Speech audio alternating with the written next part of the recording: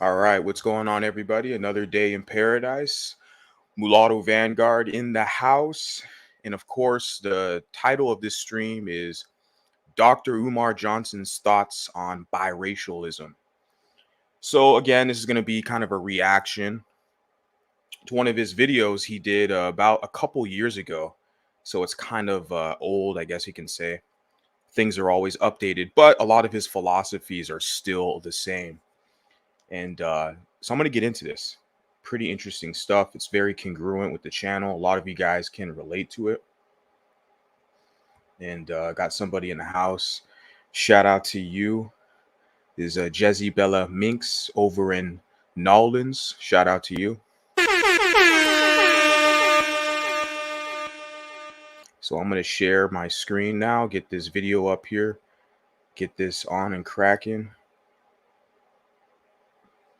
And of course, like all things, we got the fair use. Let's get into this. Dr. Umar Johnson on black men dating white women. Fully explained. Interracial marriage. Right?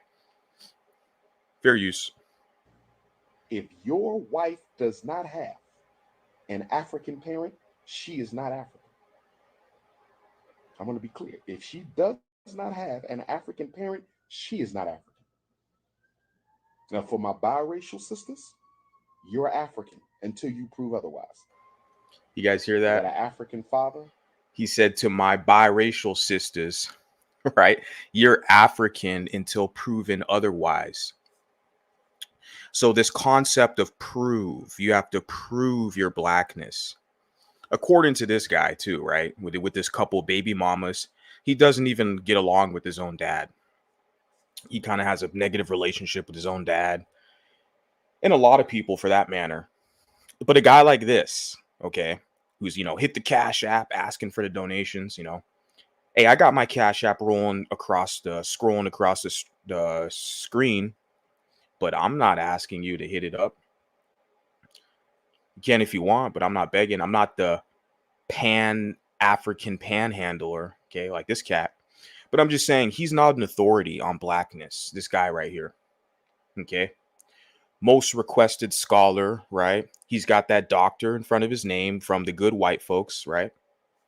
His massa, so he can flex on all the other blacks. And so I'm just pointing that out. He says when you prove otherwise, you got to pay attention to some of these key terms that they use, because the proving aspect is to get you to, for free labor. Remember, they want you to do all the work. They want you to be their foot soldiers, and so that they can get white acceptance. What they want more than anything is white acceptance. Okay.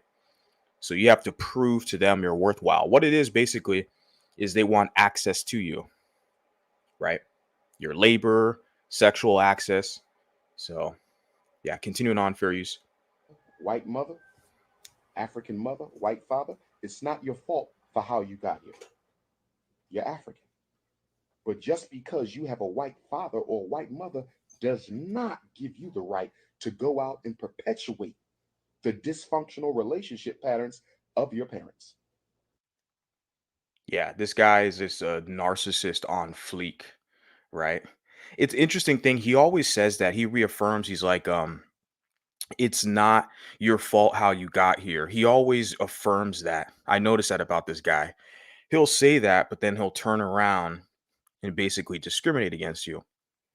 It's very cowardly with him and his community, because you look at the illegitimacy rate, over 75 plus percent. That's a dysfunction. Even with him, his own father, Dr. Umar, he doesn't even get along with his own father. That's a dysfunction. He has two baby mamas.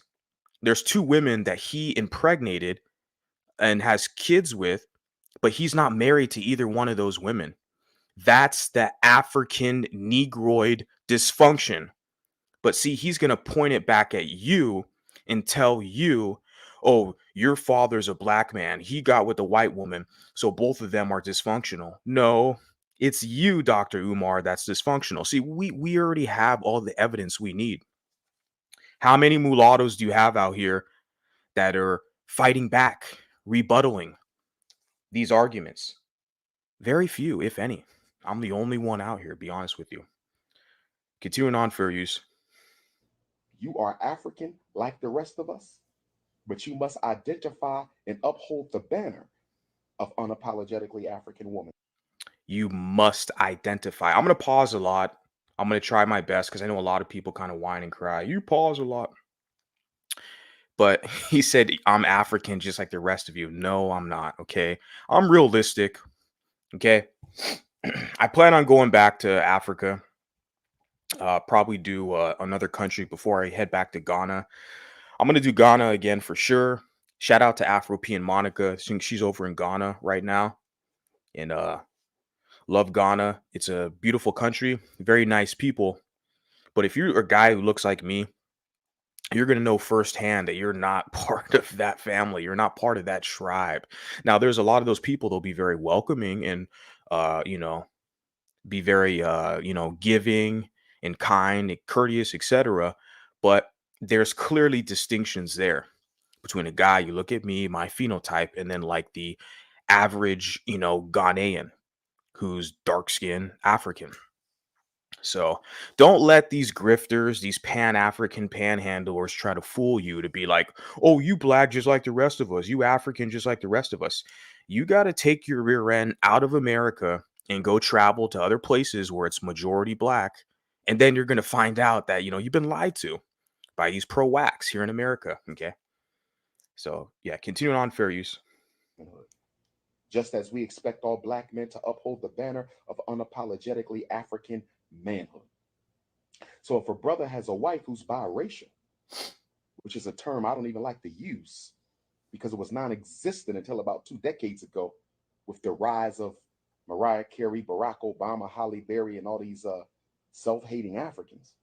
I wanted to pause right there. He said the term biracial was not really used until a couple decades ago, which is kind of true in a sense. If some older folks can kind of fill me in, I'd love to hear it.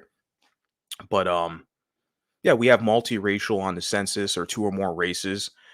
This biracial concept is definitely it's not going anywhere, So all the pro wax can whine and cry. It's just there's going to be way more people more vocal about it moving forward. I'm just one guy out of many other people, but yeah, a lot of people they just call themselves I'm just a light skinned black. I'm just mixed or light skin or whatever, but they still uphold the black communitas standards and regulations.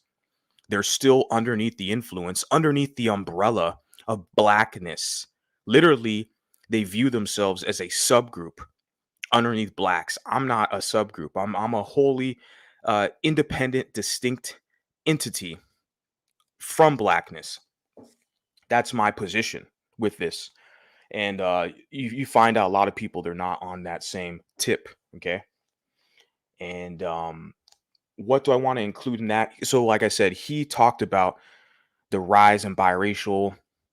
He said Mariah Carey and Barack Obama, and he said they're self-hating Africans. Let me rewind because I kind of said a mouthful. Right? He called them self-hating Africans. They're not African. Okay, Barack Obama, his father's African Kenyan, and Barack Obama's partially African, but he's also partially white American. He's just as African as he is Caucasian or white American. Okay. So, like, this whole because these black supremacists are going to talk about the dominant gene and recessive, and they're going to try to trick you. But all these dominant genes, why are they crying and begging for reparations? Why do they whine and cry about racism and colorism? If their genes are so dominant, why are they crying all the time? That's what I'm trying to get this. Like, it's like they want to kind of pump their chest out and pat themselves in the back and be all prideful and arrogant. It's a lot of arrogance. Like, why are you spouting this pseudo scientific hogwash about dominant genes when all you're doing is crying about colonialism and racism? Like, that struggle cycle has got to be like very tiring, honestly. I don't want to participate in it. Let me continue on with this right here. Fair use. White father or white mother does not give you the right to go out and perpetuate the dysfunctional relationship patterns of your parents. You are African like the rest of us, but you must identify and uphold the banner of unapologetically African womanhood, just as we expect all black men to uphold the banner of unapologetically African manhood. So if a brother has a wife who's biracial, which is a term I don't even like to use because it was non existent until about 2 decades ago with the rise of Mariah Carey, Barack Obama, Holly Berry, and all these self hating Africans. You guys, I wanted to pause there and kind of reiterate. He said, with the rise of these self-hating Africans, and I already stated, none of those biracials are Africans. Barack Obama's got a African parent. Okay, that's 50%. That's part of who he is. It doesn't overlap the other half. And I already went over the pseudo-scientific foolishness they spew with the black Jane is dominant, right? And but Barack Obama's married to a black American woman, Michelle Obama. So how is he self-hating? And then Mariah Carey, who's multiracial, like she's probably like 30 to 40% African. She's more white or Spanish than she is African. Like her father is kind of like dual heritage or mixed. Like her father's like Afro Puerto Rican or something. So he's not like blackety black black. Okay. Like my dad, my father is blackety black black, right? Not a light skinned black. And I'm a light skin, but I'm mulatto biracial, right? Not an African. And I know that because the Africans will let you know. It's a beautiful thing when you got a passport and you travel. And so yeah, and then also yeah, Mariah Carey's married, or she's not married. She had a child with Nick Cannon, Black American man. So you see how he's calling these people self-hating Africans because according to him, if you are a biracial and you are realistic and truthful about yourself and you claim like you're proud of your heritage from both parents, to him, you're a self-hater if you claim your non-black side. See, these black supremacists, they want you to only claim your black side so you can be servants and subordinates and mules to the pro wax. Because what they want is white acceptance, right? And you're going to always have that more than them. So they're trying to compete with you for that. They want to use you and trick you. But I find that interesting. Mariah Carey is like, she has children from a black man, Nick Cannon, and then Barack Obama has children from a black woman, Michelle Obama. But you see how he called both of those people self-hating Africans? You guys see this? The foolishness, hypocrisy of that. Being proud of who you are to these black supremacists. So the whole thing is you're not going to win. So don't play the game, but you still need to analyze what they're saying, their rhetoric, take notes, and then from there move forward. Continuing on, fair use. Okay? Ain't no such thing as biracial. It's nonsense. There is actually such a thing as biracial. Okay, Mr. You got your doctorate, PhD from the good white folks from Massa. There is such a thing as biracial. And we are a rising demographic. And I'm looking at these, job applications that I'm filling out. And I'm seeing every application, there's a biracial or multiracial option. I think I shared a video recently or this week. You guys be on the lookout. I have a couple videos I'm going to drop this week where I'm going to show you evidence and proof because I take screenshots when I see these applications and I see the race or ethnicity selection and they have multiracial or biracial. I take screenshots because I'm using that as a case study research for this channel. So I will show you proof that there is such a thing as biracial. The employers, the corporations, the government, they're honoring it. It's not across the board as I'd like it to be, not in every state, but it's going to happen sooner or later. They're going to be forced to because the environment is going to pressure these institutions when the population's growing.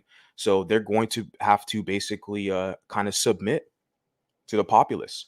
So don't listen to this panhandling pan-Africanist who's got two baby mamas, doesn't even talk to his own father. He wants to talk to you about dysfunction. Guys, the pro-wax shit, it's played out. Okay, but you still got people dancing around thinking they're gonna fight and win some revolution. I'm not gonna be there with them to fight it though. Okay. So continuing on, fair use. When 23 European chromosomes mixes with 23 African chromosomes, that ain't no half black child. We are dominant. The African DNA is dominant. So you're African. You hear that? And he's like he's very cocky and arrogant. That's what's despicable with a lot of these people. Is this arrogance and cockiness is so disgusting and despicable, right? And he doesn't provide any sources or any references. He just boldly says it. His black supremacist pseudoscience, talking about the black Jane is dominant. Where's your sources and references? He's not a biologist. His discipline is psychology, right? That's his discipline. He's not a biologist or a geneticist. You know, he's not. So he doesn't provide any sources when he makes these type of drastic claims about the black Jane is so dominant. And I always tell you guys, look, okay, it's so dominant, but yet, like, what are you doing with that dominant Jane? You're begging white people for reparations. You're begging for acceptance. Don't call me the N word. Don't be mean to me. You're a racist. Like, how dominant is that? I'm just pointing it out, guys, because there's a lot of conflicting, arguments out here. And it's like the idea, how can you be so bold and arrogant about your position, about being so dominant, but yet you're crying about shit that happened 200 years ago? Slavery, colonialism, it's infected the psyche of the African. We just need to get together as Pan-Africanism and go to Wakanda and we gonna be all right. I've been hearing this shit for years. And what you come to find out when you analyze a lot of these people, their biggest haters are their own. Doesn't matter if they're on YouTube, doesn't matter. Even Dr. Umar, he's beefing with all the other pro-wax like Tariq Rashid and Sarah Seti, right? The same could be said with other groups as well. Okay. You have other, I guess you can say, infighting with every other demographic. That's true. But they're not exempt from that. But it's just the idea where they're very bold about this is it's kind of annoying at this point. So if your queen is biracial and she identifies, because if she's biracial and she don't identify, then as far as I'm concerned, you married a white woman. Let me say that again. That's funny, right? So like, get you saying Mariah Carey, huh? Because you mentioned Holly Berry as well. Holly Berry is kind of an interesting, case study because although I like her as an actress, I think her movies are good. Basically, every Holly Berry movie I've seen, or Halle Berry, however you pronounce it, whatever, has been pretty good. But yeah, she's kind of a case, basket case, and some, if I can say that respectfully, because she switches a lot between black and biracial and all this stuff. And I like her to just be firm and being biracial. Because like I say, I tell some of the other people, acquaintances behind the scenes, like, well, yeah, we need our biracial representatives as well. We need our own representatives because a lot of the people who are biracial, they want to kind of submit to this black monolith we see, especially in the spotlight. And it's unfortunate for us, especially for the younger generation. They need someone who is in their image that proudly represents that.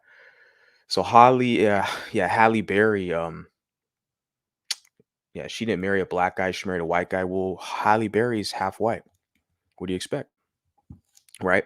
It's just as foolish. Like, see, with these type of people, they want you to submit to blackness, but it's really a kind of a futile endeavor. And they're gonna consistently, constantly be in this position, this kind of a tailspin, because they're not going to get all of us. They're not going to get all of us. And even right now, I'm looking at the environment. They probably got most of us, most of these biracials that I see, whether it's YouTube, Instagram, or TikTok, they're just looking for a black ass to kiss. Okay. I can boldly say that from my observation in these spaces, analyzing the information. Most biracials were going to fall in line with the liberal agenda, kissing black butt. Okay. If it's not intersectional feminism, it's going to be LGBTism, which is connected to pro blackism. So they're going to fall in line with some of that. And so you got most of them already. As far as I'm concerned, most of them are gonna kiss your black butt. But you don't got all of us. That's the thing. You don't got all of us. And so they're worried about that. They're worried about even just the 1%.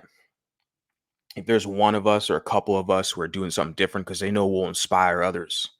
Once they realize they have another option, they can check another box. They don't have to check the black box.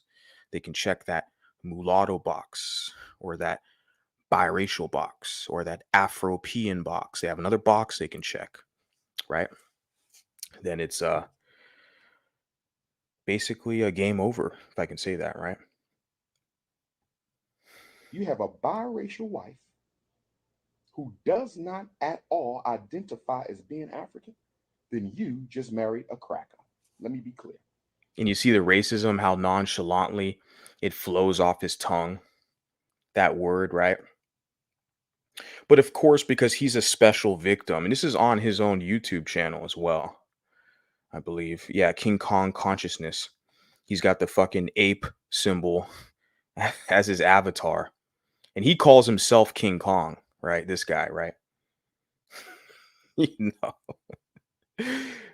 know. So this is funny stuff. So yeah, but you see the racist reference to the slurring white people, even though that doctor in front of his name, that DR, he got it from them good white folks, right?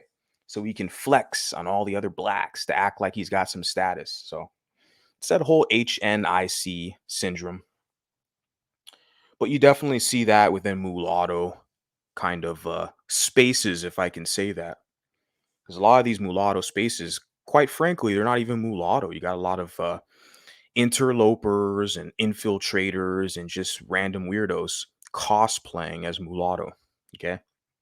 But a lot of the spaces, you have what you call the HMIC, the head mulatto in charge. So yeah, shout out to the Owl show over in Hawaii. He kind of coined that one, so I'm gonna piggyback off that because it's kind of funny, but it's true. You see that a lot of these mulattoes, not a lot, I should say some, especially if they grew up in the hood, in the community, right? They take on the same kind of behavioral traits as a lot of these other savages, trying to clout chase and G check and get their little hood pookie swag, act like they the top dog, the tribal chief, and all that stuff. So, yeah, continuing on, fair use. Because for me, it is not just anthropological and biological connection to African DNA that makes you African. It is psychological commitment to that DNA that makes you African. Psychological commitment to the DNA. So if you got 40% African, you got to commit to that and claim you black. Yeah, because the mind controls the body, right? Psychology. And he's a psychology, that's his discipline, psychologist, right? So yeah. You must be psychologically committed to African people, not just biologically associated with African people. Yeah, he stresses on that. You got to be psychologically committed to African people, but the most tribalistic people on the planet are African people. I don't have the numbers and data in front of me, but I know Africa, the continent, is extremely linguistically complex. And the various tribes and ethnic groups and languages, like I said, linguistically complex. There's just so many languages, more languages spoken on the African continental landmass than anywhere else on the planet. And because of that, of all the different tribal groups and languages, they developed a language called Swahili, okay, which was a kind of an Arabic influenced linguistic system. So they can control the slave route and communicate with other tribes and establish commerce and business. I don't have all the historical dates and evidence for that right now, but in the future, I'll present that. But like I said, it's the tribal thing about like none of these people, like the majority of them, are not on the same Pan Africanism wave, thinking as this guy here. But they are so invested on getting biracials to identify with them when we already know you people are tribalistic and you got internal issues, you got trauma, internal issues, and your community is a shithole with no business infrastructure. So what the hell are you going to convince us? Like a guy like me, I'm just laughing, like, okay. But yeah, this is what they can do is just shame you now and slander and shame you. But they're so invested on biracials. And I'm sitting there thinking to myself, you got all these African people all across Africa, all across South America, the Caribbean. Why don't you start with them first? Get them on code. Get them on code. But they can't do that. They're because they hate you more than anybody else because of the envy and jealousy. They wish they were you because they want to be closer to their white massa. Because you're half white, you're half black, you already have proximity to whiteness. And so they are inherently jealous and they hate you for that. That's why they're all in your spaces when you want to create a space specifically for those who are, dual heritage mulatto. And this is a public platform. I don't give a damn who's up in here. As long as you're respectful. If you're not, I'll just block your ass. It's very easy.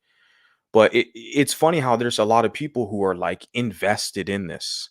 Like they want to, because I got a fan now. There's a guy from Connecticut, a wannabe drill rapper who's a dark skinned guy pretending to be mixed. Okay. Very typical. He's like a fan. Like he doesn't like my commentary when I talk about these subjects, giving you guys my mulatto perspective. He has an issue. He thinks I'm like a hater or something. I'm like, why are you listening, boy?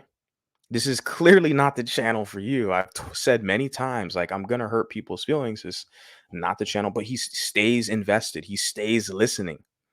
Like they feel like they're entitled to you as a biracial person, and we know the women. That plays a lot with the women as well, right? A lot of these dark skinned black men, they feel like biracial women belong to them. That's why he mentioned two biracial women and one biracial man. He said Holly Berry, and then he said Mariah Carey, and then he said a Barack Obama. But remember, he mentioned two women and one man. So they're very invested in the women. And you just heard him speak, and he said, if that biracial woman doesn't identify as black, well, then she's just white to me. You guys see that? They're invested in the women because they want the sexual access. They feel like they own biracial women, mulatto women. So they're very fearful when these women don't identify with them as being black. They feel like they're losing something. I want you guys to think about that because this is a reoccurring theme. I'm mentioning this now, but I'm going to be talking about this a lot more in the future because it's going to pop up in other areas with other people. It's going to be a continuing conversation. Let's continue on, fair use. There must be a psychological commitment. Do you understand?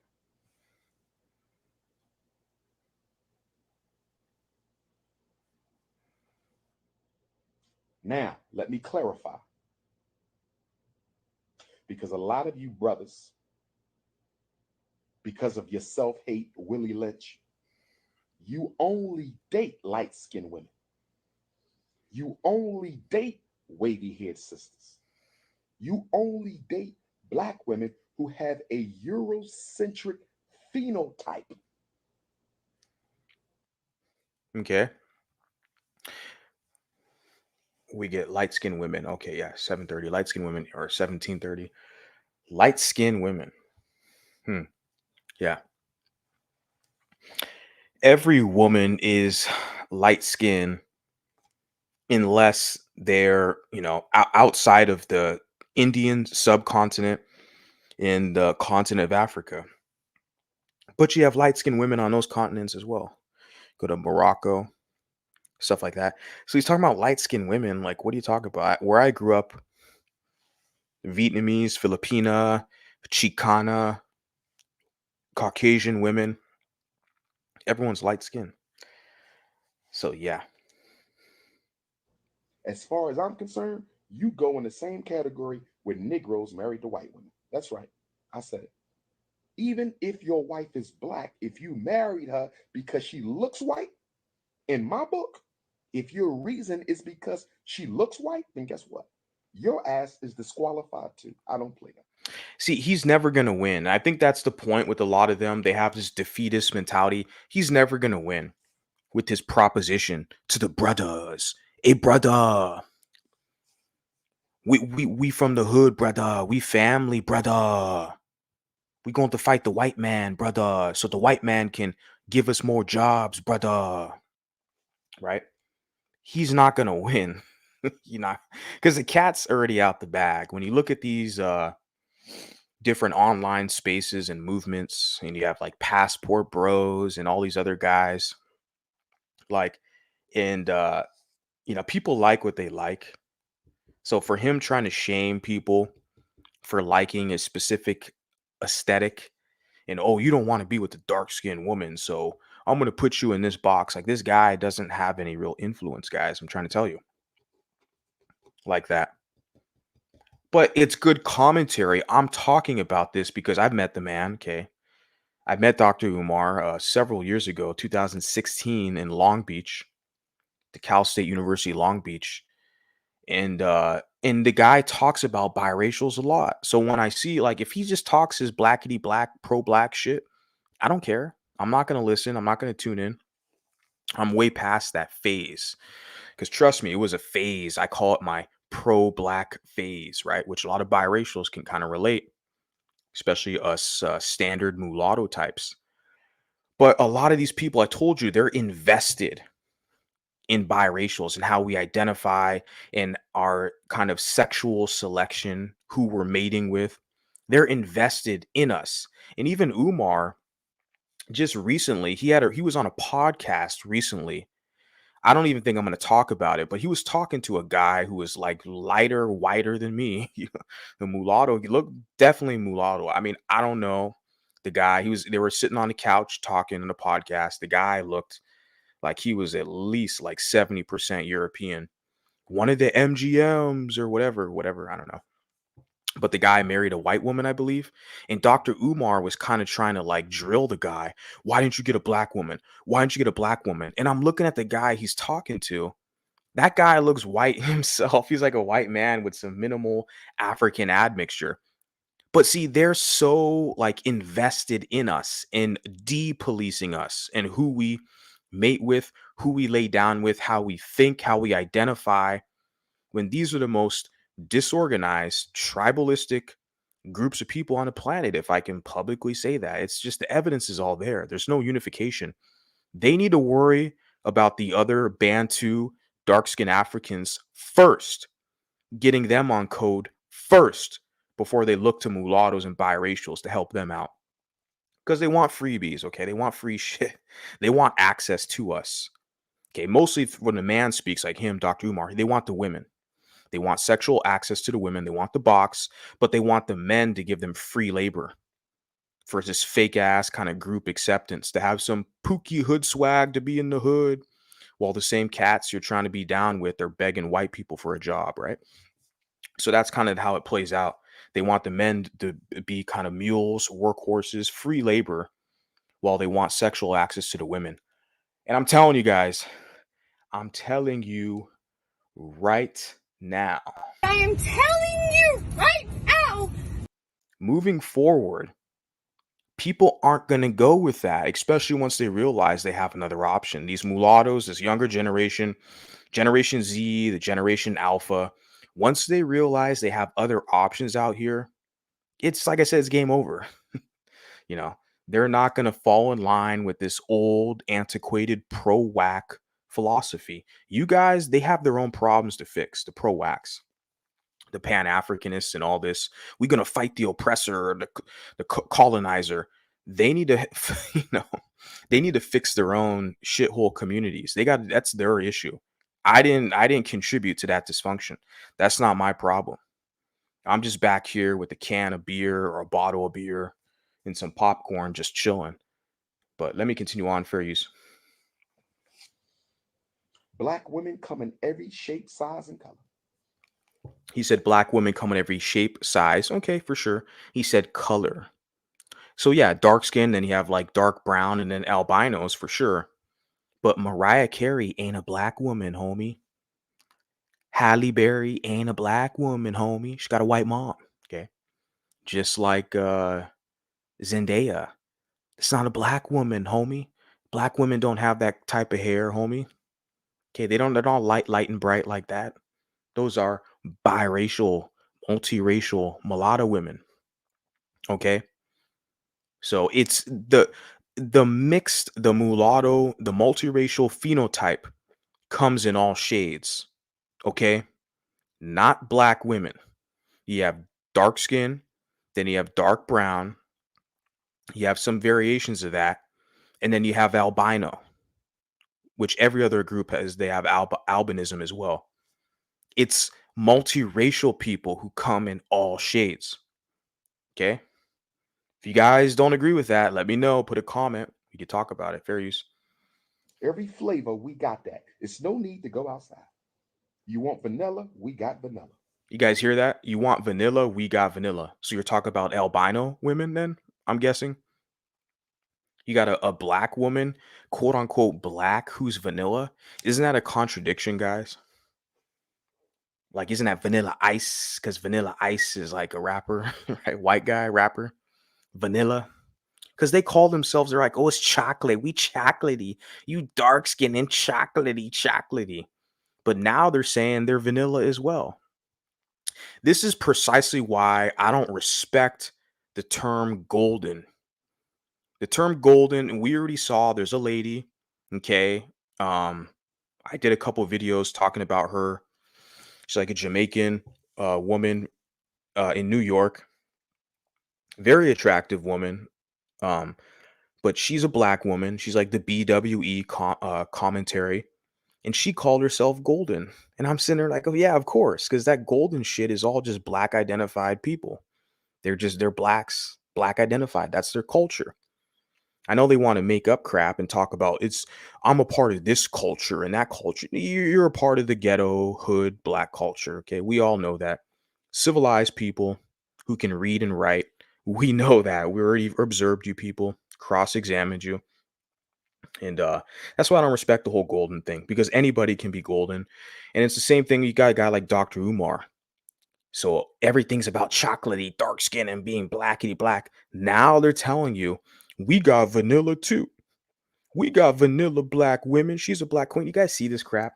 Fair use. You want lemon? We got lemon. You want butter almond? We got butter almond. You want butter pecan? We got butter pecan.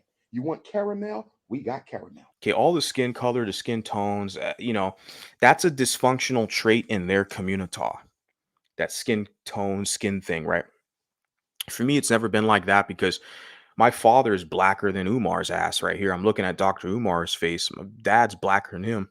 Everyone's dark skin on my African American side. And my mother's pale skin. That side of the family, they're all very pale skin. And so yeah, the whole color thing about wanting this color and that color, that's an internal issue in their community. Don't let them poison you.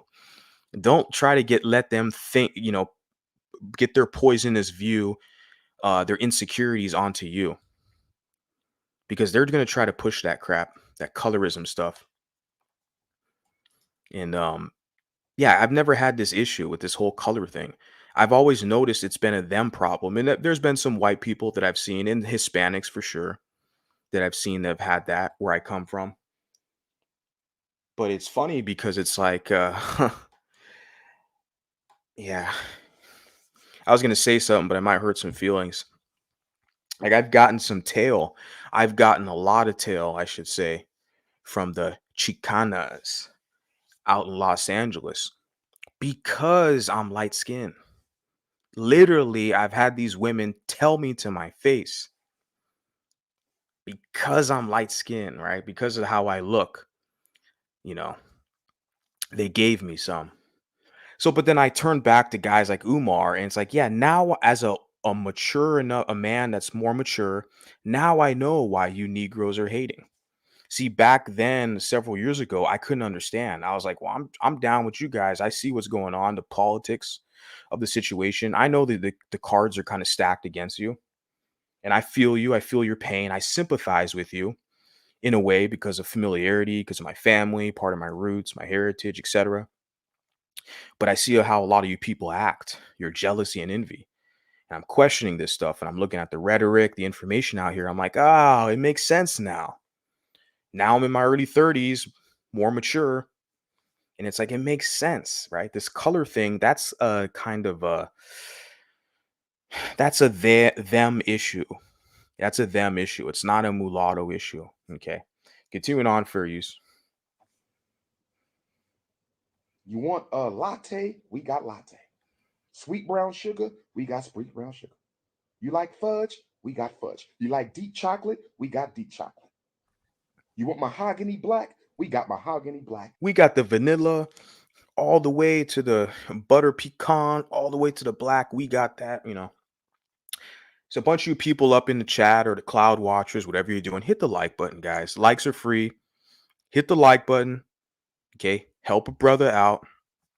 If you want to consider me a brother, okay, help me out. Hit the like button. More people, more eyeballs are going to get, watching this channel, or it's going to grow. Okay. And so I appreciate that. If you like the content, you like the commentary, hit the like button. Okay. So continuing on for use. Every flavor under the rainbow, we got that. You want super skinny? We got super skinny. Ultra petite. I don't do ultra petite. I can't do that. I like a sister with curves. You understand? But if you want ultra petite, we got ultra petite. We got model petite. We got slim voluptuous. We got medium voluptuous. We got full voluptuous. We got athletic. We got full figured. We got Nobody cares. Okay. I'm going to fast forward because I don't care. not value the African woman. That is a contradiction in terminology. No man can serve two masters. You Christian, some of y'all Christian. Nothing wrong with it. What did Jesus say? No man can serve two masters. You will hate one and love the other, or love one and despise the other.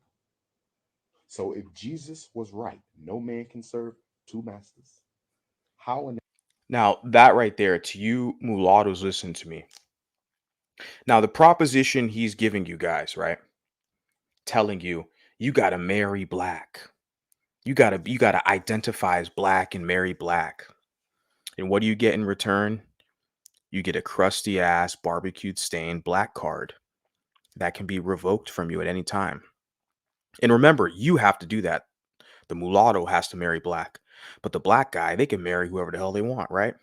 Like Dr. Umar, they can get the white woman, they can get the Mexican, they don't, they can sell drugs to their own people, do drill rap and all the other crap. They can do whatever they want. Their blackness is never questioned. But you mulattoes, if you want that fake acceptance in their community, you got to adhere to their standards. And he talks about serving two masters. Does that sound like a what do they call that? A peculiar, I guess that's the proper pronunciation. Peculiar. Can't even pronounce it correctly right now. The master, you want to serve someone like that who's going to wield that over your head. No, I think the older generation kind of fell for it. Honestly, I know a lot of people might not like my commentary because I'm kind of a little, I guess I can say harsh with some of the older cats. Because I just see them, like I've seen them in my channel or social media, my spaces, some of these guys, and I'm like, why do you have a problem with my delivery, my commentary? What the hell have you done for any of these mulattoes out here? You're an older guy, you're in your 40s, whatever, however old you are. It's your responsibility to provide something for these younger people. What are you doing? Kissing black butt and you're mad because someone has something bad to say? Well, look at how these people have been discriminating against, slurring, slandering mulattoes for all these damn years. Nobody's been pushing back against this shit. Now you got a guy like me who's brash, got some balls, talking my shit back, and now you got a problem with me?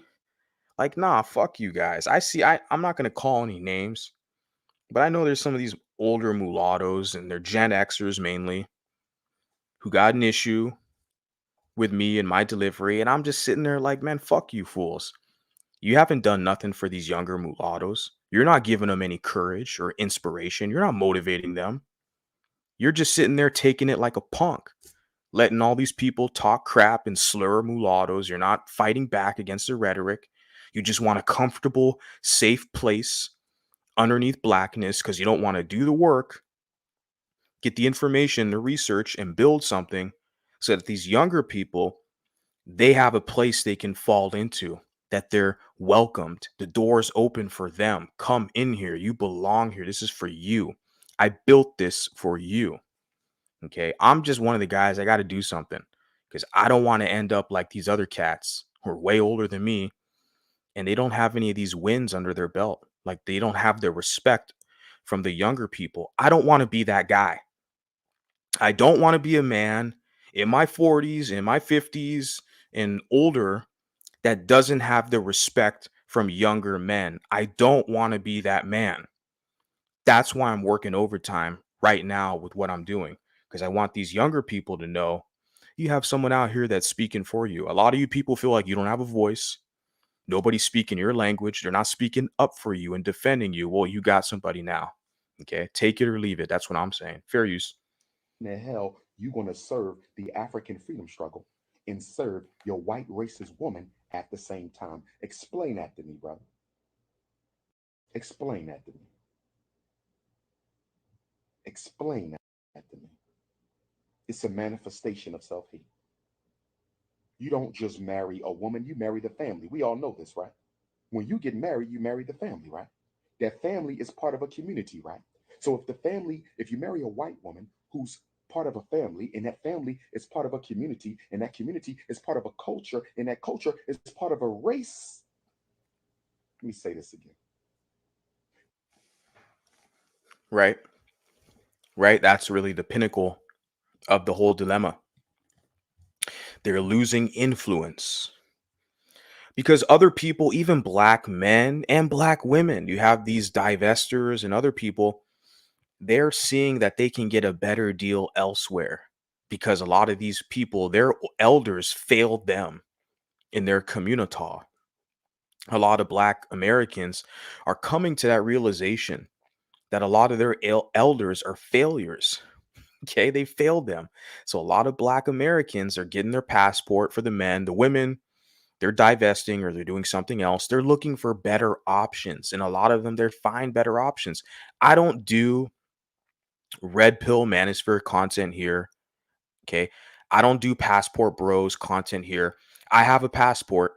I like to travel. Doesn't mean I'm a fucking passport bro. I've never hashtag that. And I don't do divester content. Okay. But I've analyzed these people and their arguments.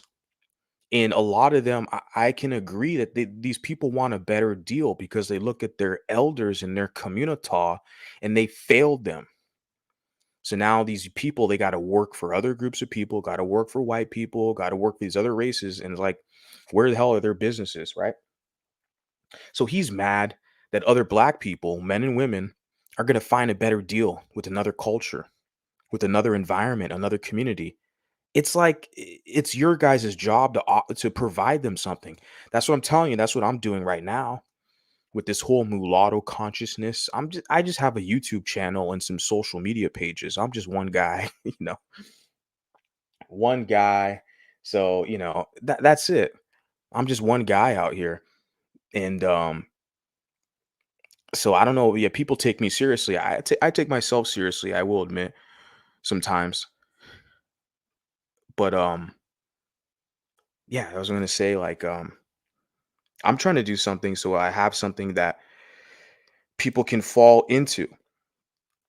But I feel like this Dr. Umar guy, this whole Pan-Africanism, like trying to claim the whole global black family, that's a pretty large task. How successful are you going to be with that? I don't know. Fair use. You married a white woman who's part of a family. That family is part of a community. That community is part of a culture. That culture is part of a race. So when you marry the white woman, you marry white people. Boom. When you marry the white woman, you marry white people. Boom. So the same could be said if you if you're biracial, okay, and you marry a black woman, you marry black people. Yeah, it's the same thing. Like I see that when you have okay, I'm speaking it from a male perspective now. You have biracial women who spend their time on the internet tarnishing the reputation and image of biracial men, right? Calling biracial men weak or light skinned, talking shit about biracial men, trying to pick fights with random internet people. But these same women, they have kids by black men. They're like baby mamas by black men. And we look at these women, yeah, or yeah, females, because they don't act like women, a lot of them. It's like, okay, yeah, you married into the black group. So that's just as goofy as anybody else that marries into white. Like for him, his perspective, you're marrying into the white group. Yeah, maybe there's more money there. Maybe it's a safer, civilized, gated community. And you don't think a lot of black men, they find sanity and security around civilized people. And I see a lot of these black men, they do fairly well. They live long lives. They're healthy. Like, I don't get it, man. I see it even in politics. You can take politics, for example. A lot of your high ranking politicians and businessmen, black men, are married to white women. Your wealthiest black men in the nation are married to white women. Not just Michael Jordan, but Robert Johnson, even Damon James from Shark Tank. I think that's his last name, James or Johnson. And Clarence Thomas, the Supreme Court Justice. You look at these black men who have white wives, they're married into the white community. They seem pretty healthy, pretty civilized, like living high on the hog. I don't get it. Like, he wants them to struggle with him. Remember, guys, Dr. Umar Johnson's got two baby mamas, didn't marry either one of these women. How can you take a guy like this seriously when he's not even committed to a African woman?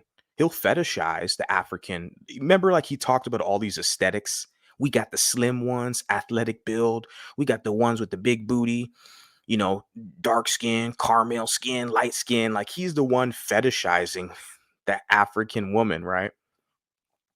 As if any other man can't get those women. We've all had these women too, homie. Okay. A guy like me, I'm not you know, I'm not saying I'm nothing special, but trust me, homie, we've all had these women too, all these African women. So, but he's the one fetishizing them, okay? But what I'm saying is like he's not married or committed to any of those women either. But I look at his YouTube, or not his YouTube, his one of his TikTok or Instagram. I think it was TikTok. I look at his page, a video the other day. All these black women agreeing with him. Yeah, Queen Kang, you're right. I agree with you because he panders to black women. That's the market. I get it. In the black community and white community, any community, there's always more women than men. And so I get it. You're going to pander to that female demographic.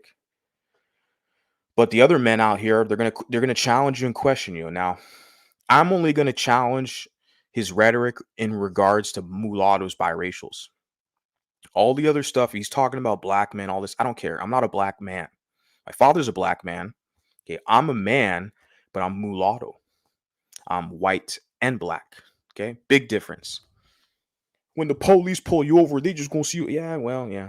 You guys, that's all you guys got at this point. But so like I'm saying, I'm only going to challenge this stuff and critique it in response if they talk about biracials, because the days of these people getting on social media just publicly talking about biracials without any pushback, it's over. As far as I'm concerned, like I was quiet for years, but now I'm taking screenshots, I'm screen recording, I'm documenting, collecting information. Nah, fuck all that shit. I'm not letting any of these people get out here and slander our names, slander mulatto men.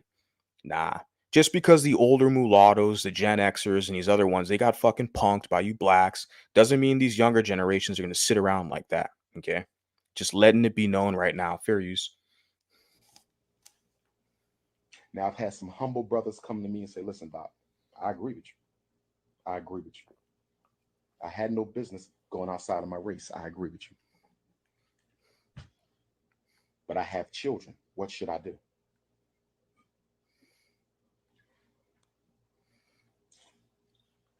Event is sold out today.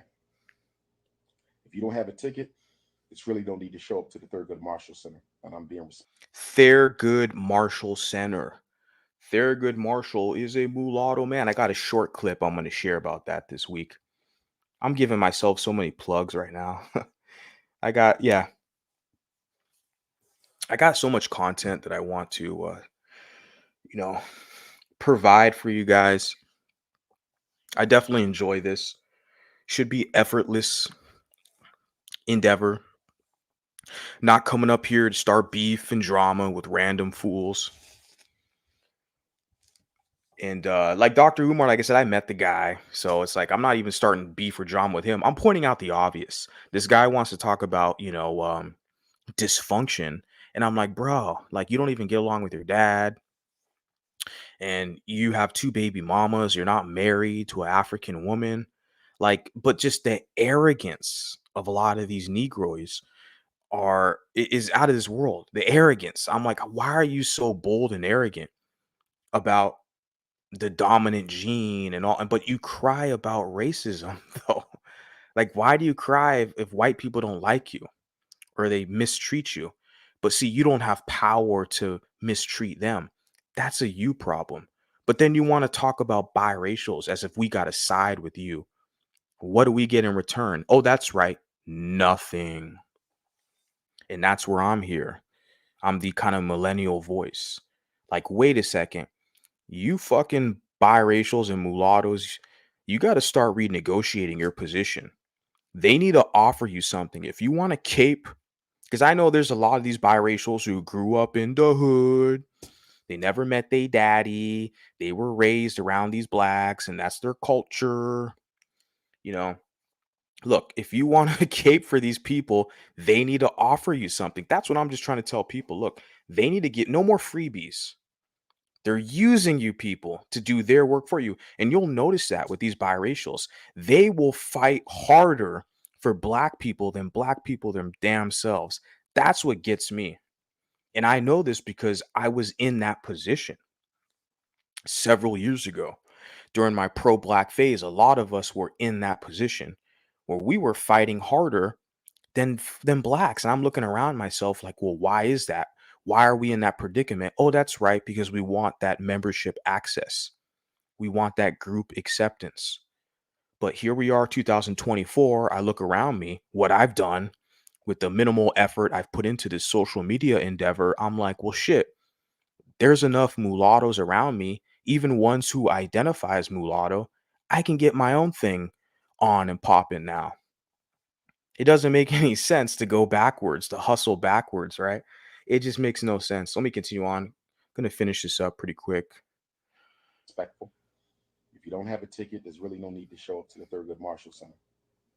Okay. Yeah, Thurgood Marshall, he's going to try to sell. And he named his school after a mulatto, right? Frederick Douglass, right? Very typical. Be a word. Learning disability.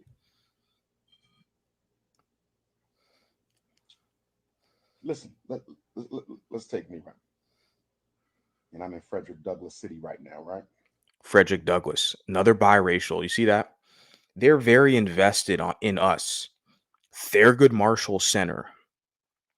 He's in Frederick Douglass City. These are two mulattoes. You guys see that? They're so invested in us and what we do. And you look at, I got like 11 people watching my stream right now. At least half of them, 60+% are black people. Okay. Like I said, this is a public platform. I don't care what color t-shirt you have on, but they're so invested in you, in how you move and how you navigate. That's why it's so funny and hilarious that they always reference you as being the agent, right? They'll say the mulattoes, you don't trust the mulattoes, they're suspicious. The biracials, they're an agent. They always reference you as an agent, right? But they stay watching you. They stay analyzing you. They're so invested in what you're doing. Just want to point that out because yeah, this is entertaining. So let me fast forward this. I'm gonna kind of skip through some of the other babble this guy's, spewing. Africanize our clothes, Pan Africanize our hair, Pan Africanize our names. No, Pan Africanize your mind first. And Negro and a dashiki still a Negro. A Negro with a veggie wrap, still a Negro. A Negro with an African name, still a Negro. A Negro with 20 pounds of shea butter, still a Negro.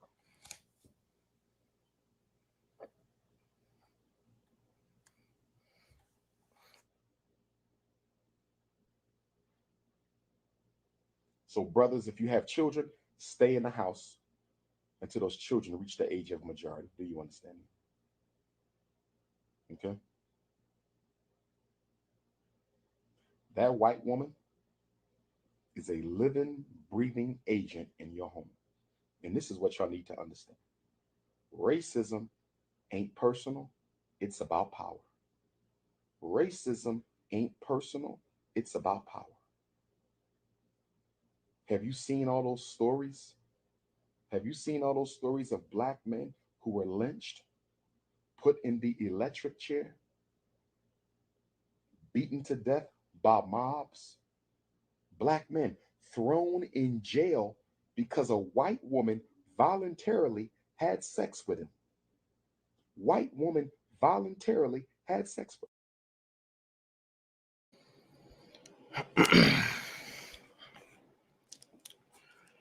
All right, God, like I said, cloud watchers. I'm gonna address this one because this guy, you know, is slightly entertaining. All up in my comments, dusting up my comments. Didn't I tell you guys you got these people up in the clouds? He decided to show himself watching all my shit. Like they stay invested in you. And now he found his opportunity. Neither one of Thurgood Marshall's parents were white. None of his parents were black either, homie. You look at Thurgood Marshall, you know, I don't, nobody of Dr. Umar, they're no dark skin complected African was his parents. Okay. So that's the funny thing. You have cats like this who pop up. I told you guys already, right? Told you guys, this is what you have here. These are the type of people, okay, who show up in your spot, watching you from the clouds, right? These are the type of people you got. They're so invested in you, and I'm not on your shit. Muck Muck the General is probably your like little troll account from whatever main channel you have, or I don't know, you're a pro whack. But so just a quick Google search, his parents, Norma, Erica Marshall, and William Marshall, these are his parents here. They don't look like Africans to me. Nobody on the African continent would say these two people here are black Africans. They're not. They're more white than they are African. If that, they're equal. They're mulatto. These are not black people. Thurgood Marshall is not a black man. So we're dispelling the myths here. Okay. Just want to get that out of the way because this guy showed up and like I say, I'll entertain you. It's funny because, like I said, I already knew starting this endeavor, your main opposition is going to be mulattoes who want to serve blacks and kiss black ass. Those are the people you're going to have to block. Unfortunately, I try not to block people. I want to have a platform where we can have back and forth discourse and discussion, dissenting views, people who don't agree with me, like this guy here, Muck Muck, which is fine. He doesn't agree with me. That's fine. I don't care. But yeah, like I said, I already knew like from the beginning, it's going to be these biracials who have, they have a black baby daddy or a black baby mama, or they're raised in the hood. These mulattoes raised in the hood, they're going to be your biggest fucking haters. Straight up. I knew this shit from the beginning. I was like, it's going to be these mulattoes who want to serve blacks. They're going to be mules for blacks. Because I have a lot of black people who like me, whatever, because I embrace my roots, regardless of what you may think. It's funny, even the intro song to the stream was a song about a guy embracing his African roots. The song was called Roots, Bloody Roots, the heavy metal song. And yeah. So says, I'm not dark, but I'm still black. But your people are probably from Caribbean or Africa. My people.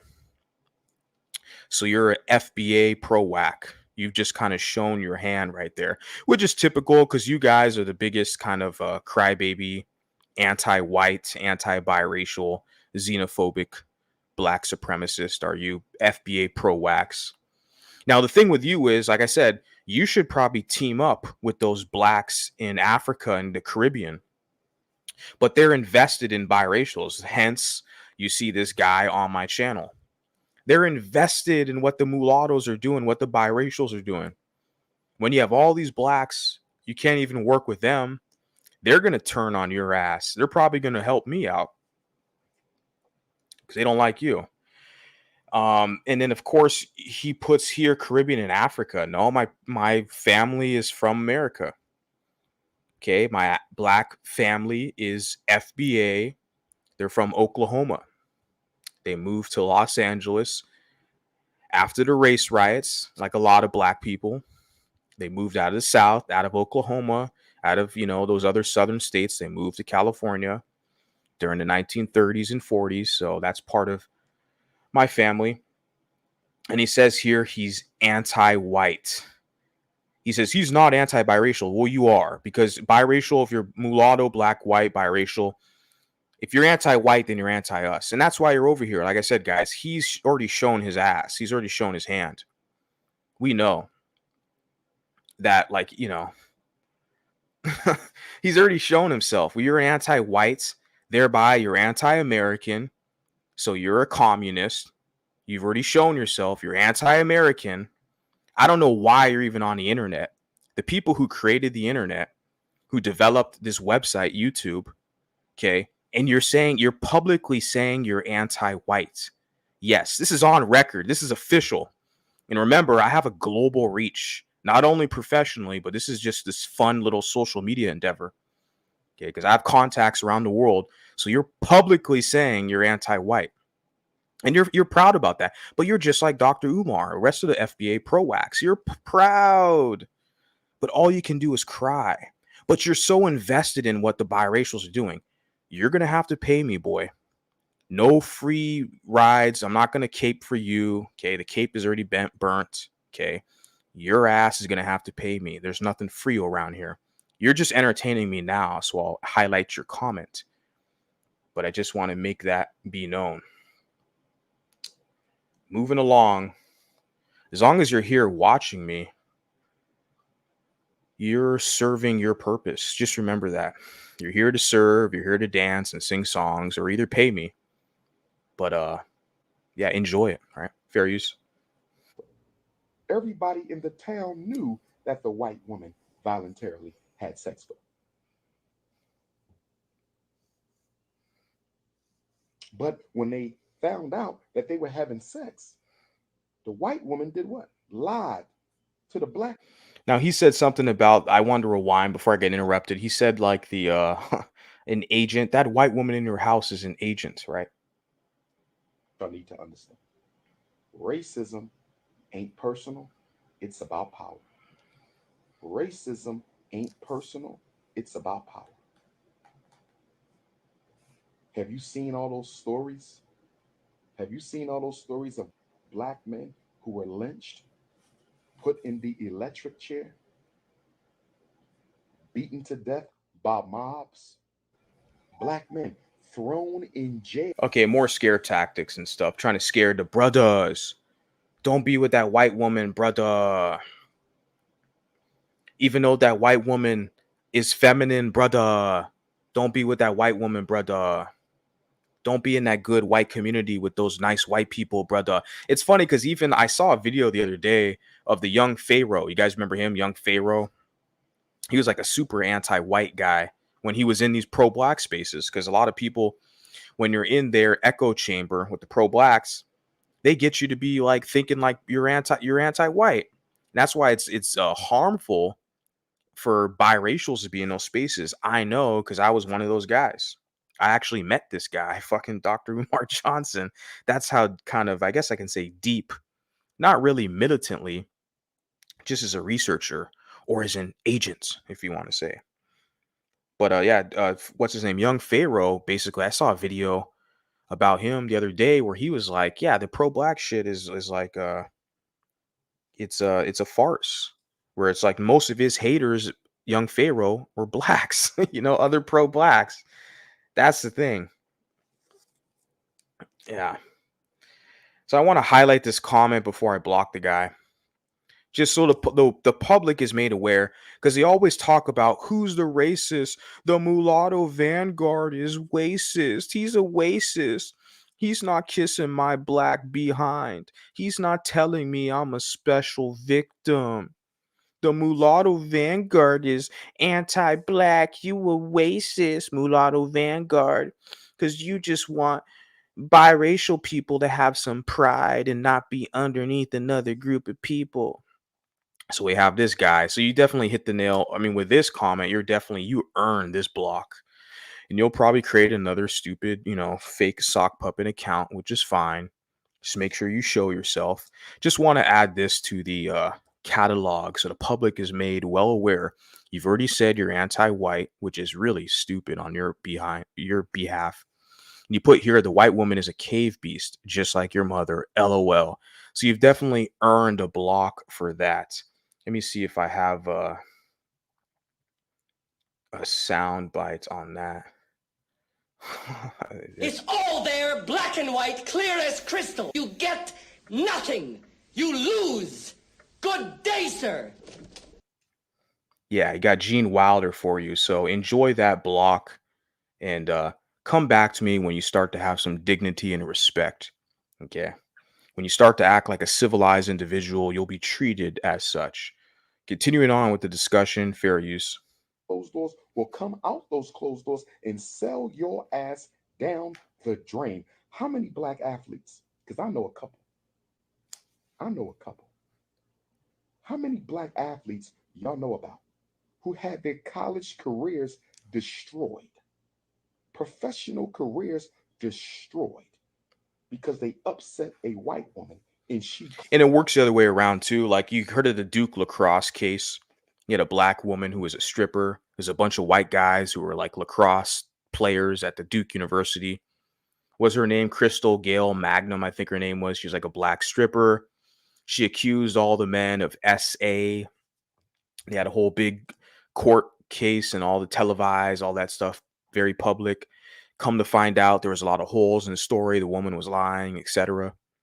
So it happens to male athletes, just to any powerful man in general. The white men who are in Hollywood, it just happens to men in general. He's trying to make it seem like it's black men who get with white women. They get, you know, they get the S end of the stick, so to speak. They get the bad end of the deal. But it happens to men who have power got to protect their resources, man. They got to collect receipts. They got to get the evidence. That's how men got to move now. Because as you can see in this society, you literally have women who are competing with men to be the man. I mean, the gender role reversal is out of this world today. You have women who want to get these high powered degrees just to prove that they don't need a man and they can compete with the man. And even in this whole YouTube kind of endeavor, I see female content creators who are trying to compete with me.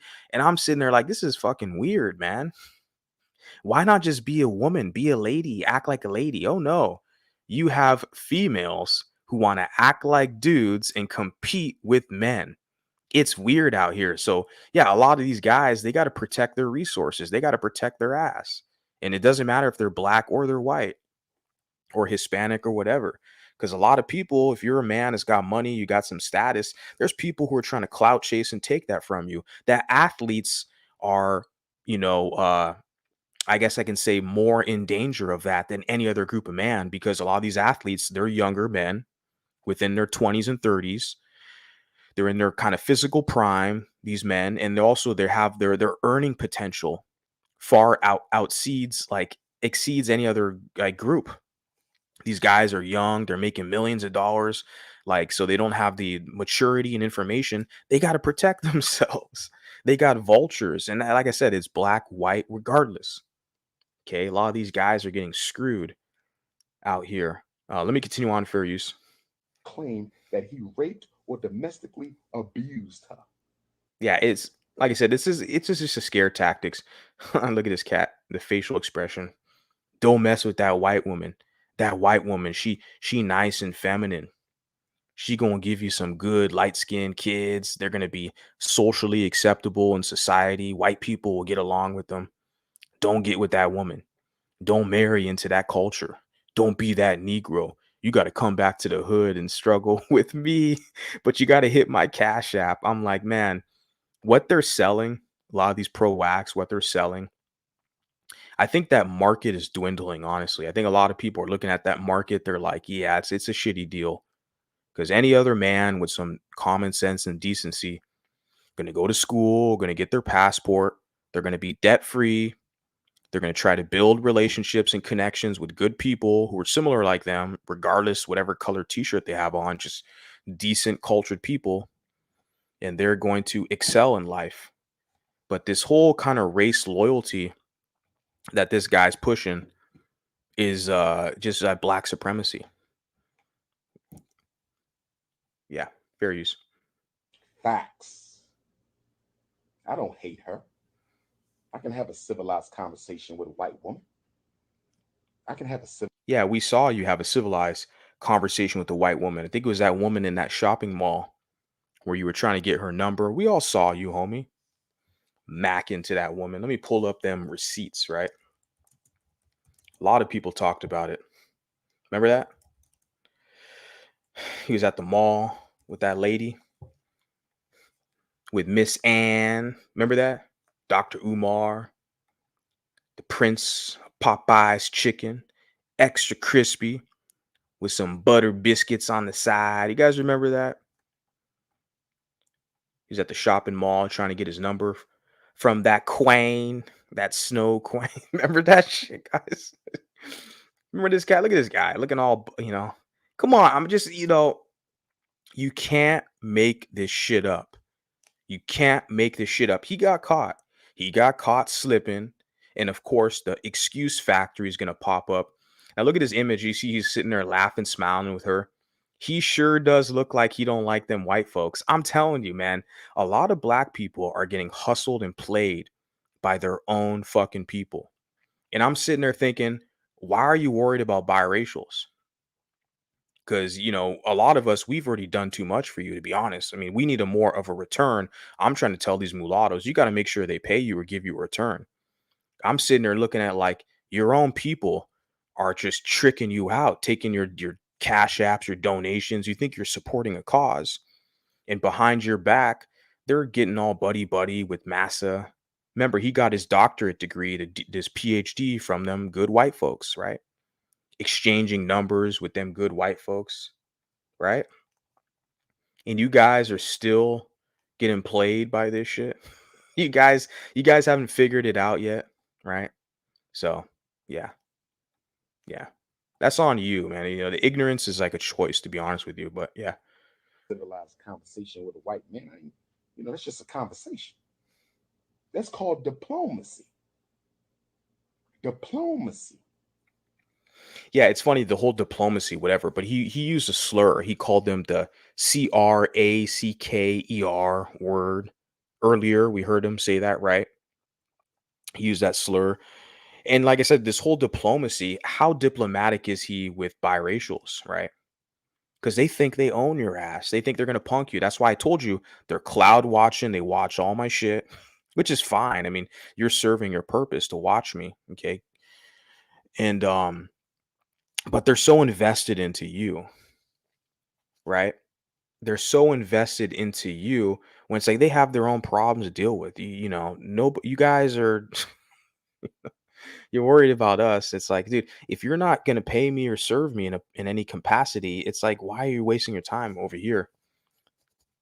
They're worried about that 1% or 2%, I could say.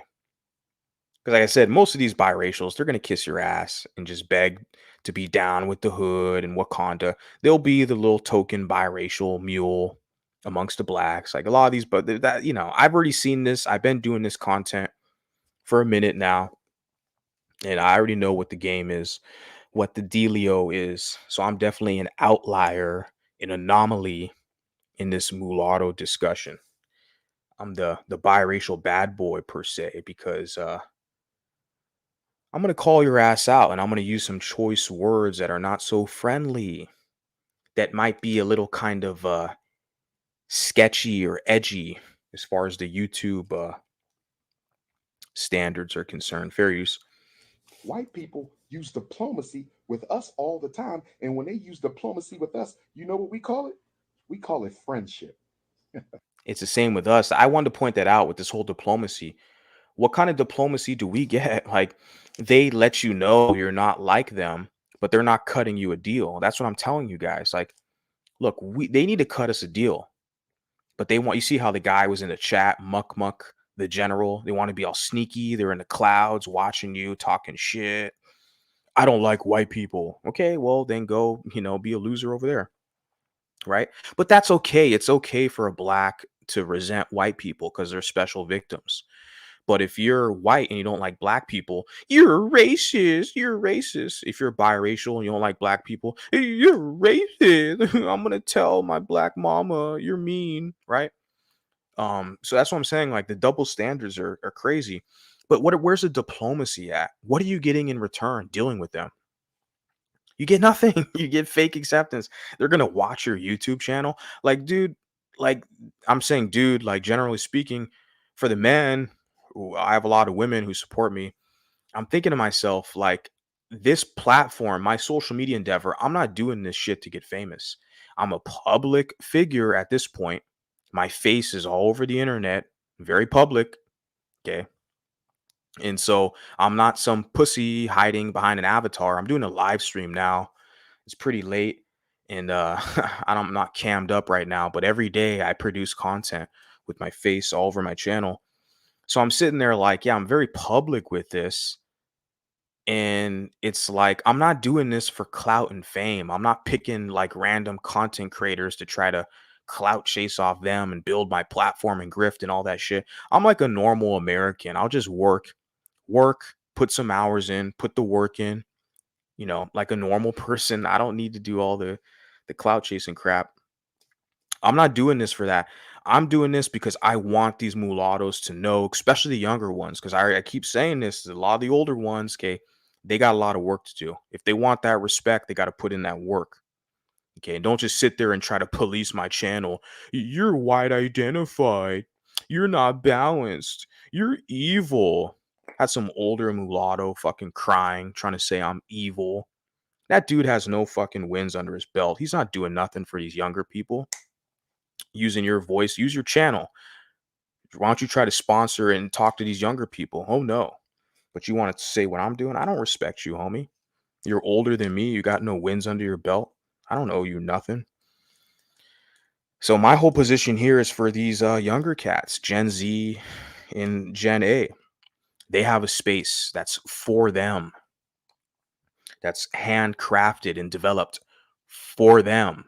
Because I'm telling you, all these black supremacists, when they use these scare tactics, they're trying to tell you, you don't got nowhere to go. You have nowhere to belong. Isn't that what they tell you, mulattoes? You don't belong to nobody. You don't have no culture. You don't have no history.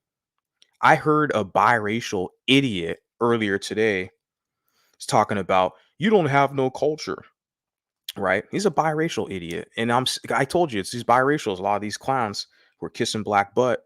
And you look at him, what's his culture? Black culture, from the hood, right? Black culture. But he's going to tell the mulattoes, you have no culture.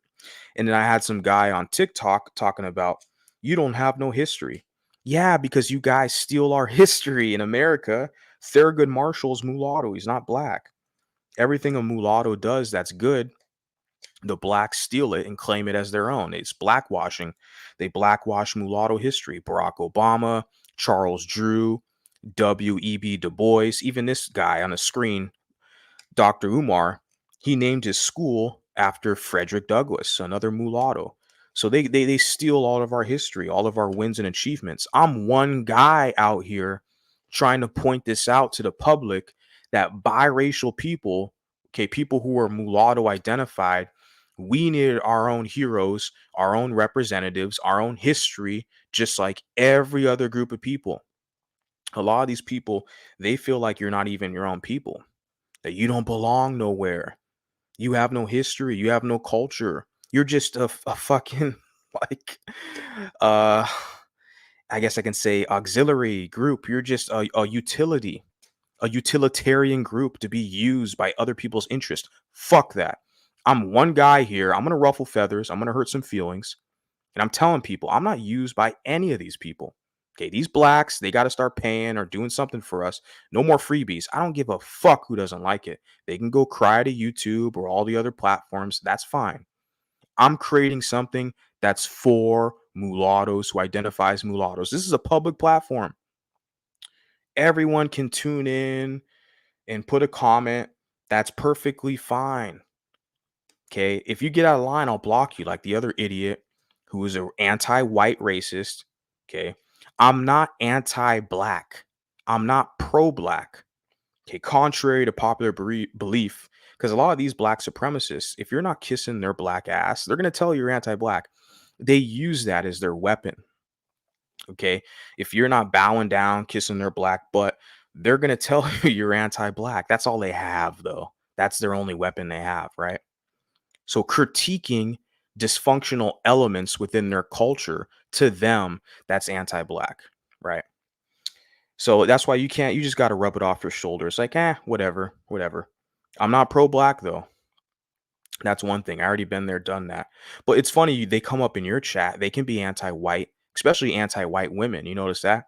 They're anti-white women, and that's okay because they're victims. Just pointed it out there, guys. Gonna continue on with this, gonna finish this. Get to your comments. Shout out to all you people watching, listening, hit the like button. I appreciate you guys being here. Your engagement is more important than anything because this is what keeps the conversation going. And we can build upon that. Your engagement, your commentary, your everything you guys share with me, it helps kind of inspire me to continue on with this endeavor. So yeah, fair use. When white folks are diplomatic to black folks, we call it friendship. Because you don't understand. It's not friendship.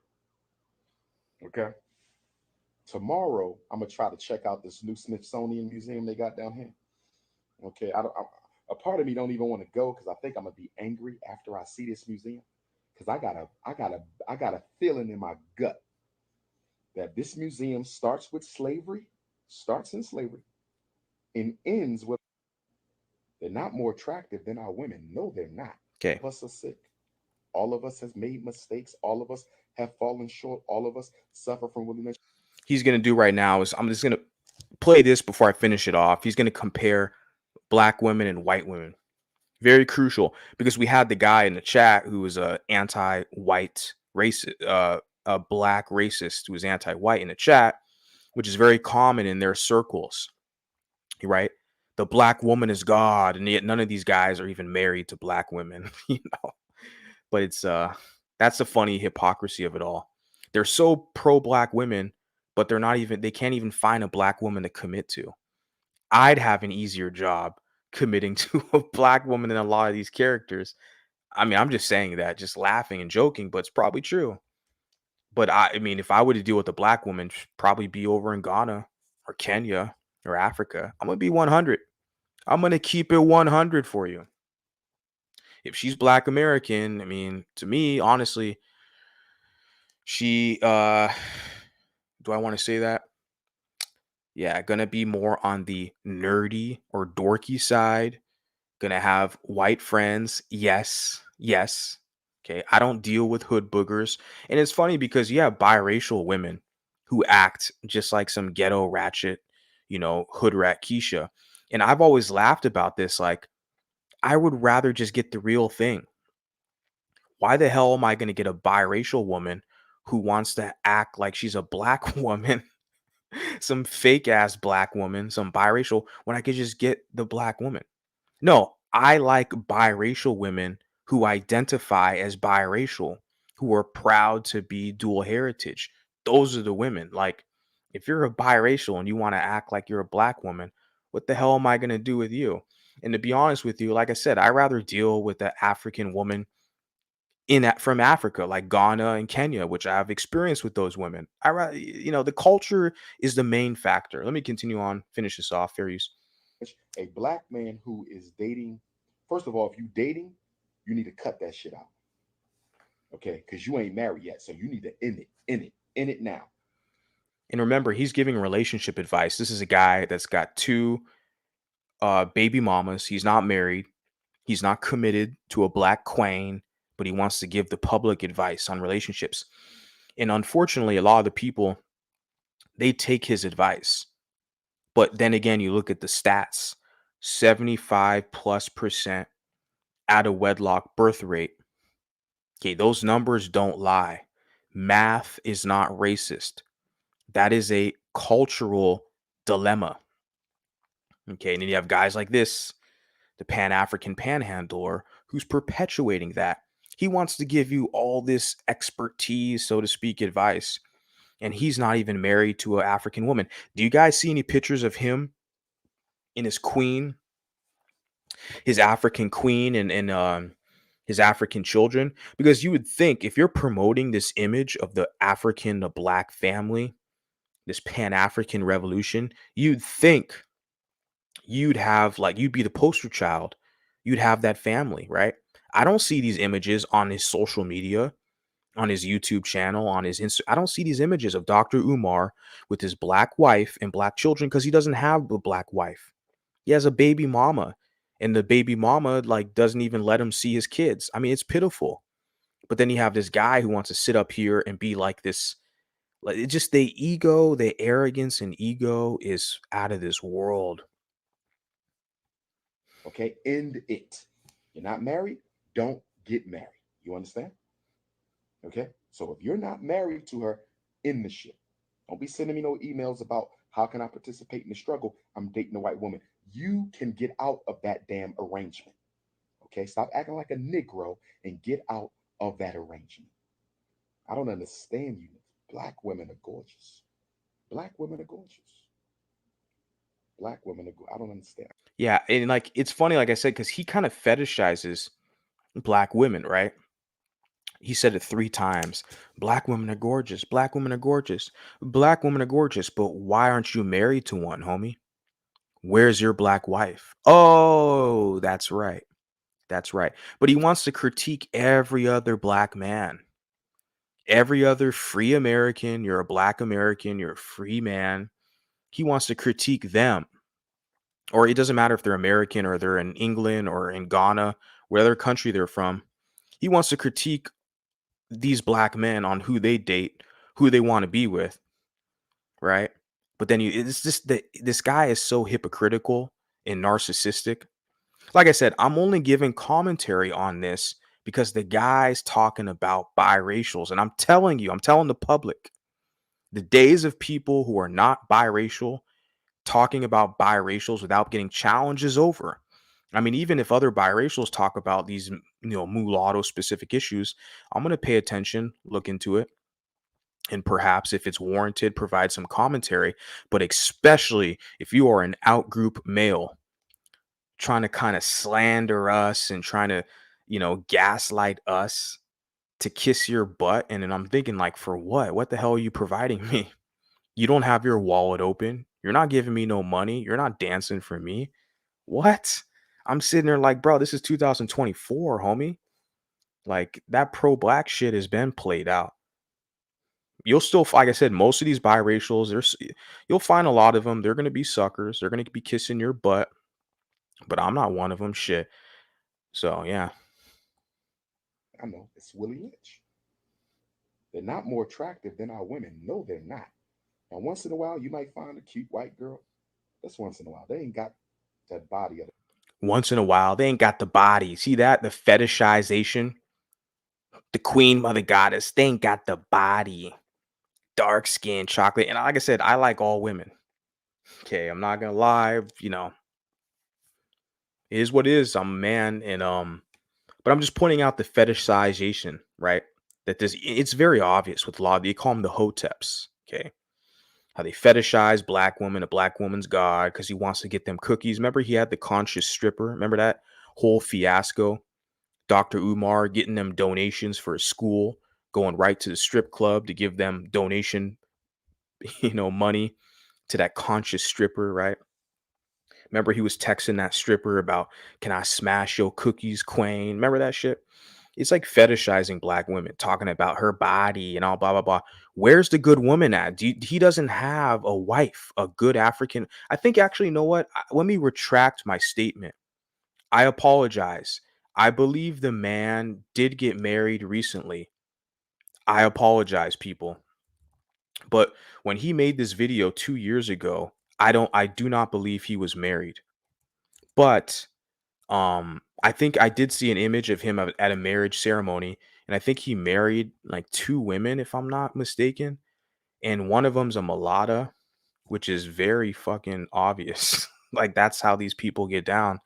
Tariq Fradsheed married a mulatto.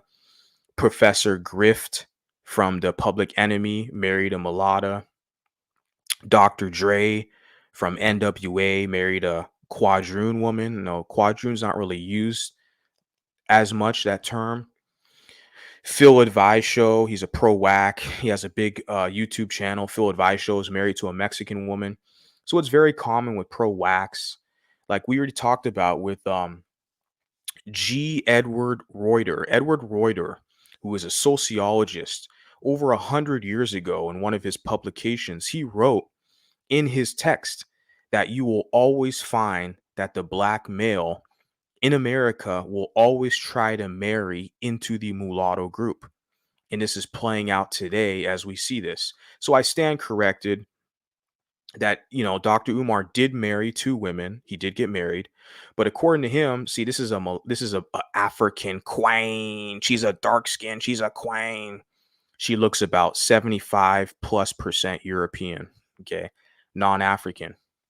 But according to him, and he married two light-skinned women. It's funny, like I said, like he's gonna talk crap about other black men who marry light-skinned women. But of course he can do it. So the whole philosophy with the HNIC syndrome, right? Is, well, shit, I got mine. Why can't you get yours, right? They want to kind of make guard and dirty Mac. They want to get the biracial women. They want to get the light-skinned women for themselves while they talk crap about you doing it. See that? Look at how dark-skinned he is. Look at she's lighter skinned than him. And she's not even black. Look at her. So as long as he's got his, he's good. But all the other men, he wants to dirty Mac. So what I'm saying is I stand corrected. I know the man, he did get married, but this is a recent photo from like before the video that I just kind of covered, right? So I got to correct myself when I kind of make an error because I remember, oh wait, yeah, he did get married, but he's given all this relationship advice. But he's a polygamist then, I guess, right? He's got two wives. When I did this video right now, yeah, he's a polygamist, I guess. I don't know, guys. I've been blabbing for a minute. Let me get to your comments. I'm going to scroll all the way up. Shout out to all you people in the house. Appreciate that.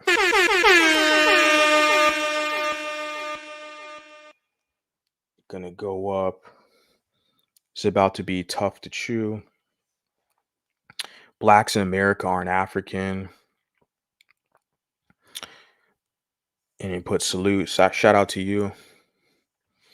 They capitalize off biracial insecurity. Exactly. Yeah. And that's the main issue is that what they do is they utilize that. They know that these biracials are looking for a place of belonging.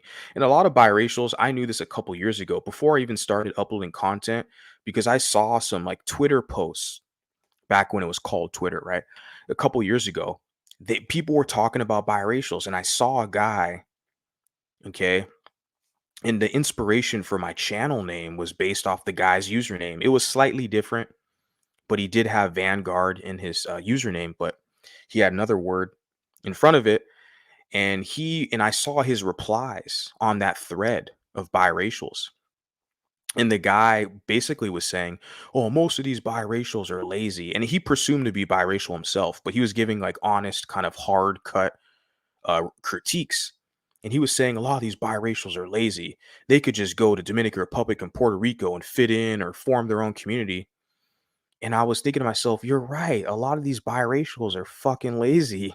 Like they know that their insecurities are being exploited. A lot of these biracials, they know that black people are playing games with them. They're gaslighting them, telling them they're black today and then telling them tomorrow they're not black. And a lot of these biracials know this. They've been through this. Why don't they develop their own shit that's for them? And you know people are going to hate on you when you do it. I got haters. That's part of the game. But you have to do it anyways.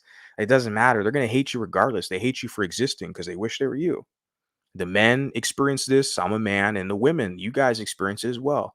We see it, and so yeah, they capitalize off biracial's insecurities.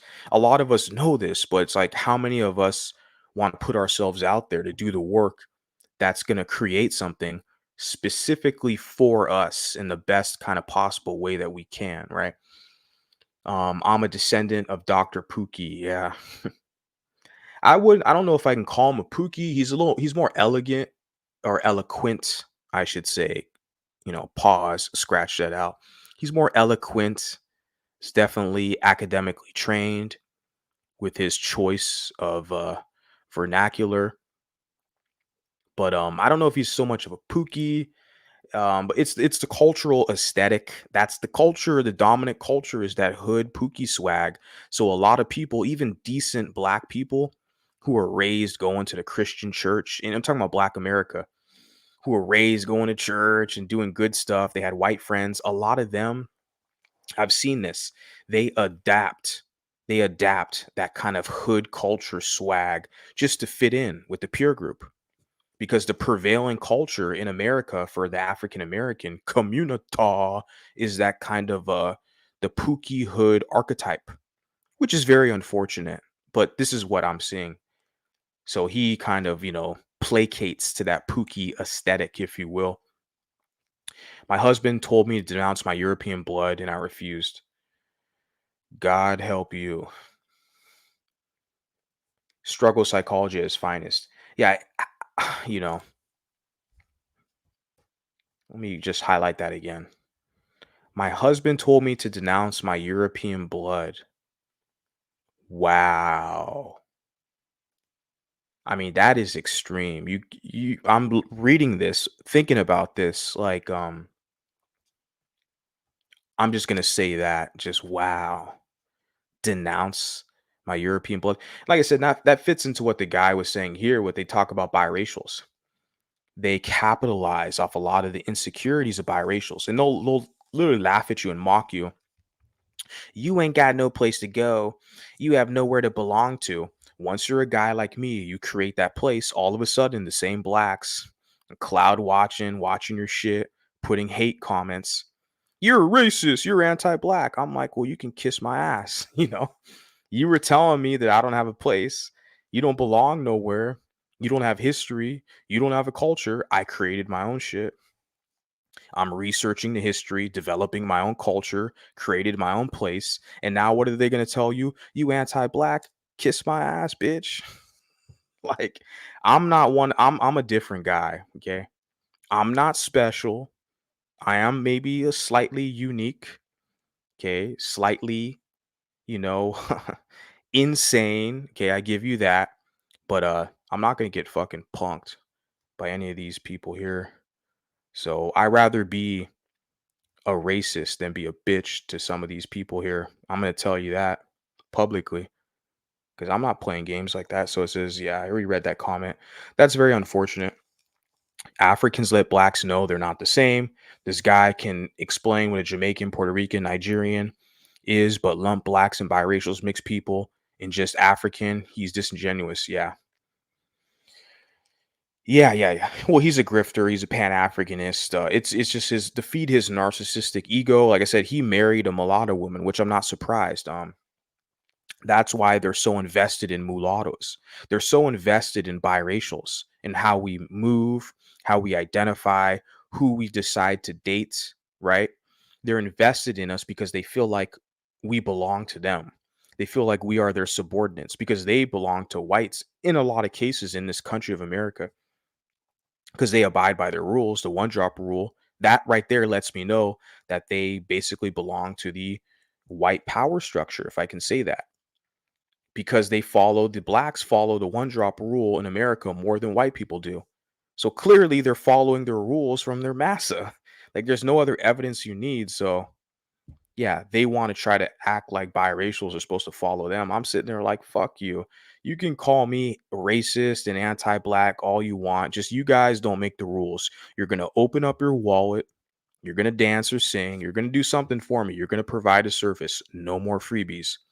You put here, I don't understand why these black supremacists always yapping about us biracials. We live in rent free in their dogmatic heads. That's the thing, though, right? They're always, because I've kind of, reiterating what I've said, on this stream thus far. I continuously say it, like they're so invested in us. Number one, especially Dr. Umar, you saw he married a mixed woman's light. I mean, the woman that I shared that Dr. Umar's married to, like she looks more white than black. Okay, like 70% European, whatever. I don't know. I'm just saying. Look at her. Let me share the image. I have it on the screen, or I have it in the background.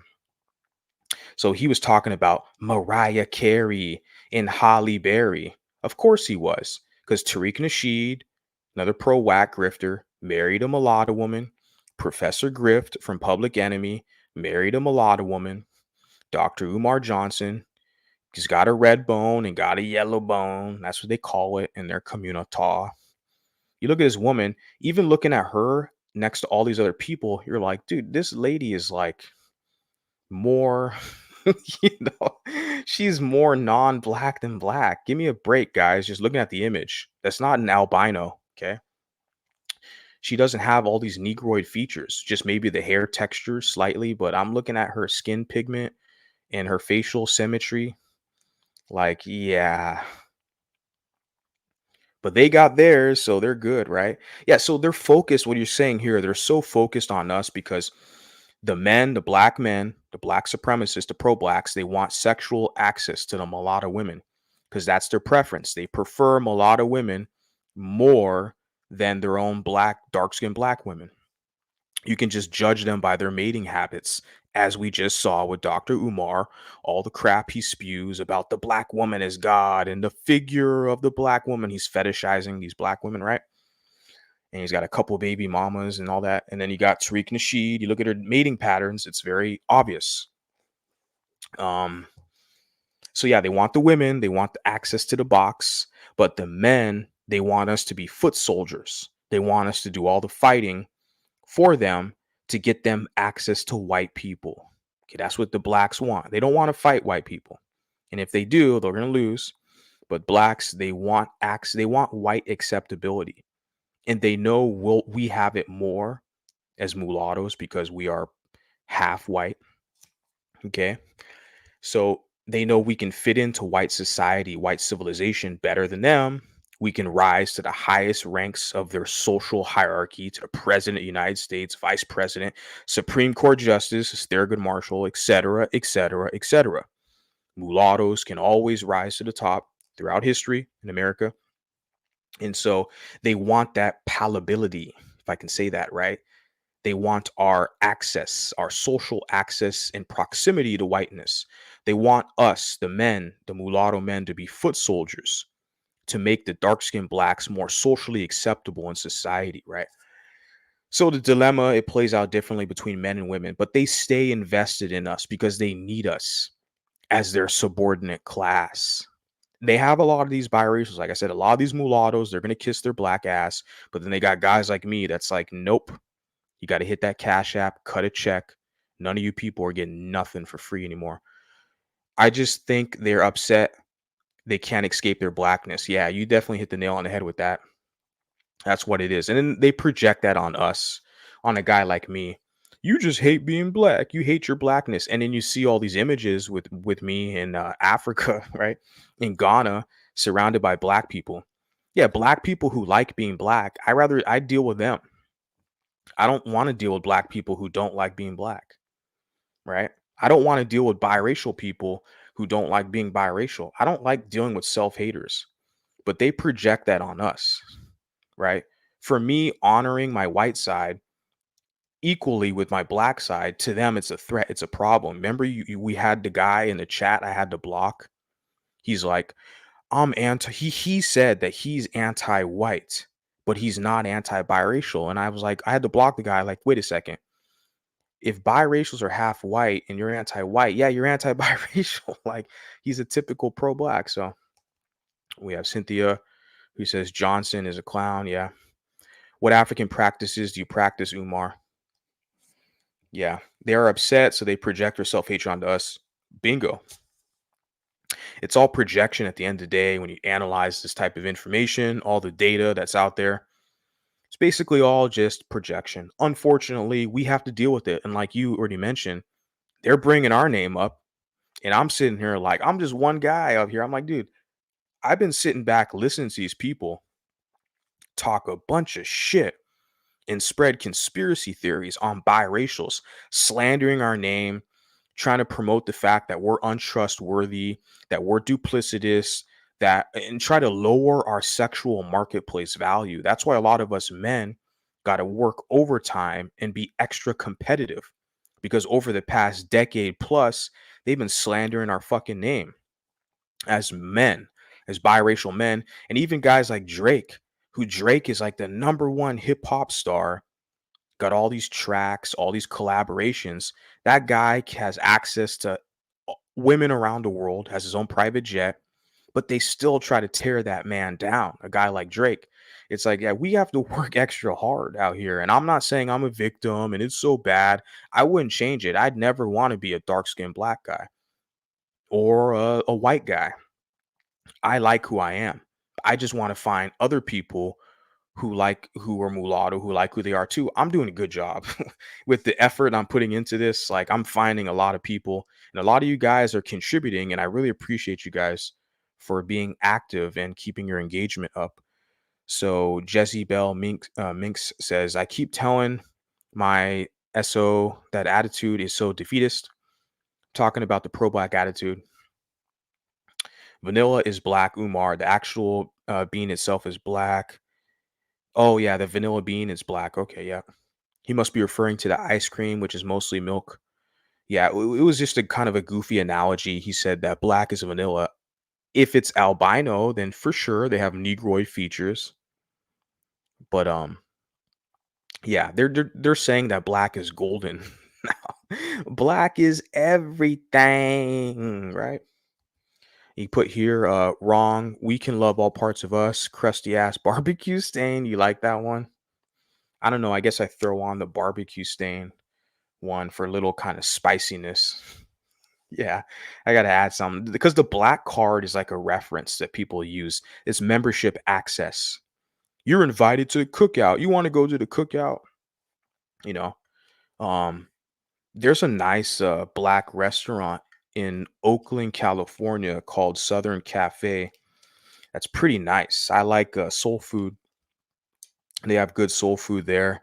Like all the good stuff. Like I love catfish and cornbread and all that stuff. So they got good food. I like that spot. That was a nice establishment. Everyone's black up in there, like all their staff, black owned and stuff. I haven't been there in a minute, but I remember going there one afternoon. I think they had some live jazz. It's just a establishment like that. I'm not in Oakland right now, but that's when I was like visiting the city a few years ago. But I wish I kind of lived close to an establishment like that and they got jazz music and like good soul food. I'd be up in there all the time, patronizing, spending money. And these were like dignified, respectable black people for sure. So I would be up in there spending money. Oh no, you an agent working for the white man, right? When we know most of these blacks in America, I can say most just want white acceptance. And what their kind of schism they're in with the one drop rule is they see that the mulattoes are going to always have more of that than them. So that's where the jealousy and envy comes in. I don't know what to tell you, man. Can't help you out. You got to learn to be civilized and decent. Maybe you can be on par with that. But yeah, the reference right there, the barbecue stained is kind of funny, huh? Right? Damn, I have never seen someone so hell bent over race. Yeah, people say that about me. And man, I got other shit I could do too, man. Like I got a guitar. I created because for one of my other channels, I have like a fitness channel. But I mean, yeah, I do like fitness stuff. I talk about MMA on one of my other channels. But then I play the guitar. Like I got a guitar right here. I'm not gonna put the turn the camera on. Could I play a lick real quick? Because I do have like other interests. Because people say that about me. You talk about race 24/7. I'm a working adult. I love music. I have a ton of interest. But we need this something specifically for us. So let me see if I can grab this axe real quick.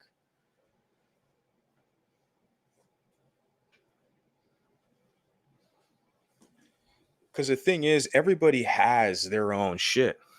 They have their own spaces, their own think tanks.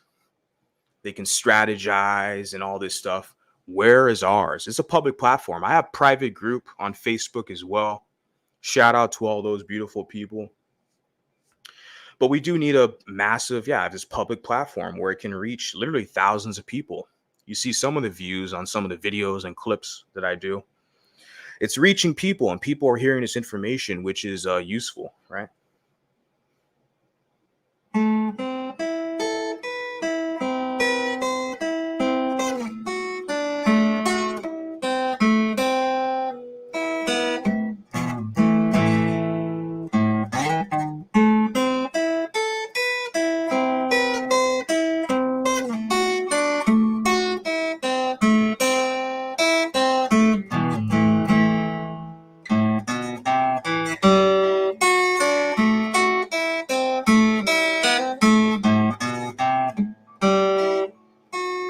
Yeah. I think you guys got the point. So yeah, I like the guitar. I play the guitar for fun. So yeah, I have multiple interests, right? Music and all this other stuff. But like I said, getting back to the point is that we need our own shit, okay? And people laugh at you, especially a lot of these black Americans, let me be specific, they laugh at you and tell you, you ain't got nowhere to go. You ain't got no place of belonging. I created my place of belonging, okay? And now people are saying, you're anti-black. You hurt my feelings. You won't let me in. You're gatekeeping this. I can gatekeep my pro-black space, but you want a mulatto space and you're gatekeeping. So I'm gonna call you racist and cry to my white massa, the same white massa I talk crap about. You like I'm saying, like these people are so bold. They'll talk. They're anti-white women. They'll say racist crap, make threats about white people, say bad stuff about white people, and then they have the nerve to turn around and say that you're anti-black. I'm like, who are you gonna cry to? Who are you gonna cry when you already have receipts? I mean, you have like evidence. You're putting comments that are anti-white, and I'm seeing this. I'm documenting all this stuff. How are you going to turn around and say someone's anti-black and so hypocritical? It's like, well, you're anti-white. You're anti-American. Who do you think is going to win out here? You really think you're in a reasonable position? So yeah, I mean, the whole thing about race is I just want a space where mulattoes can kind of get together and brainstorm. That's it, man. A think tank. You'd be surprised how many pro-blacks obsess over race. It's suffocating and comfortable. Yeah. It says minks. You can only wonder why. Why are they confusing? Confessing to this SSA clown who they are with. What do you mean? I have children with them and what to do. You ever heard of a healthy co-parenting? Interesting. Thurgood is black. He sure doesn't look black. So I know. I think it was that other character, the guy who had to block, who said, Thurgood is black. He said Thurgood Marshall is black. And you see here, you look at his image of his parents. You're like, those aren't black people. That's a black queen right there. Oh, is that a black man? Is that a black king? Oh, okay. Yeah, I guess. And then you look at Thurgood Marshall here. Dude, this guy's not black, bro. Like, why are people want to gaslight you and play games with you. But it's okay. We're going to fact check them now. Okay. He said a welfare rodent. That's funny. People can be with whoever they want. That's the thing too with me. I don't tell biracial men or mulatto women, who they're with. I promote when I see images of mulattoes together because we don't often see it that much. So when I see it, I'm like, oh, this is so beautiful. Let me promote this. I want to use my social media to promote us together as a collective. I think it's beautiful. I want to see more of it, but I don't enforce any code or anything. Most of my supporters, like, are mulatto women or mulatto men. They have partners that are not mulatto, which is fine. Like, that's why I know they feel comfortable on my channel because I don't like pressure or enforce, like, oh, you have to be with this person or that person. How stupid does that sound as an adult? We're all free Americans, or whatever country you're in. We're all adults that have free will. Like, how the hell am I going to try to convince someone to who they're going to be with? Like, depolicing is what we would say in reference to like other guys. Like, you need to be with this kind of woman. No, I mean, if you're a biracial guy and your woman is biracial, I'm gonna promote you. Vice versa. If she's a mulatto woman, that's why I promote Alicia Keys a lot on my channel. Even though she's black identified, she has a white mom, she's black identified, so, but she still, her partner, Swiss Beats, mulatto man. So I still like to promote them because I think they're a beautiful representation that we need to see more of. But I don't enforce anything like that.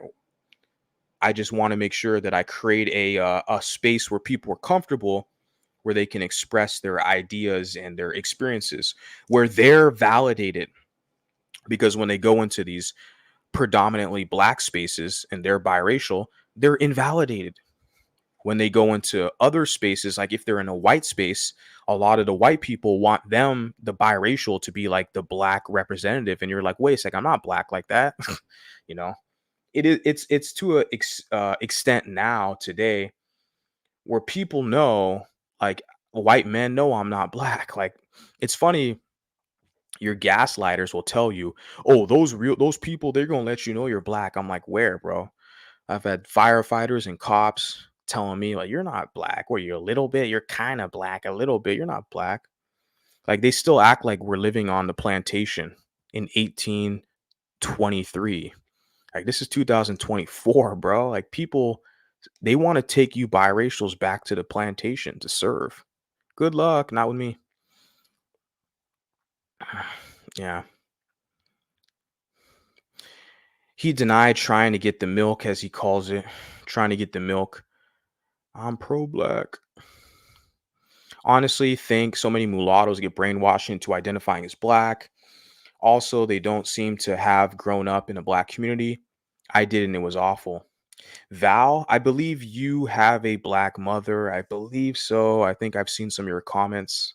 I apologize if I got that incorrectly, but I believe you said you found me on TikTok, if I'm not mistaken. Shout out to the TikTok crew and all the Dominicanos. Shout out to you people. And yeah, I think yeah, so I didn't grow up in a black community.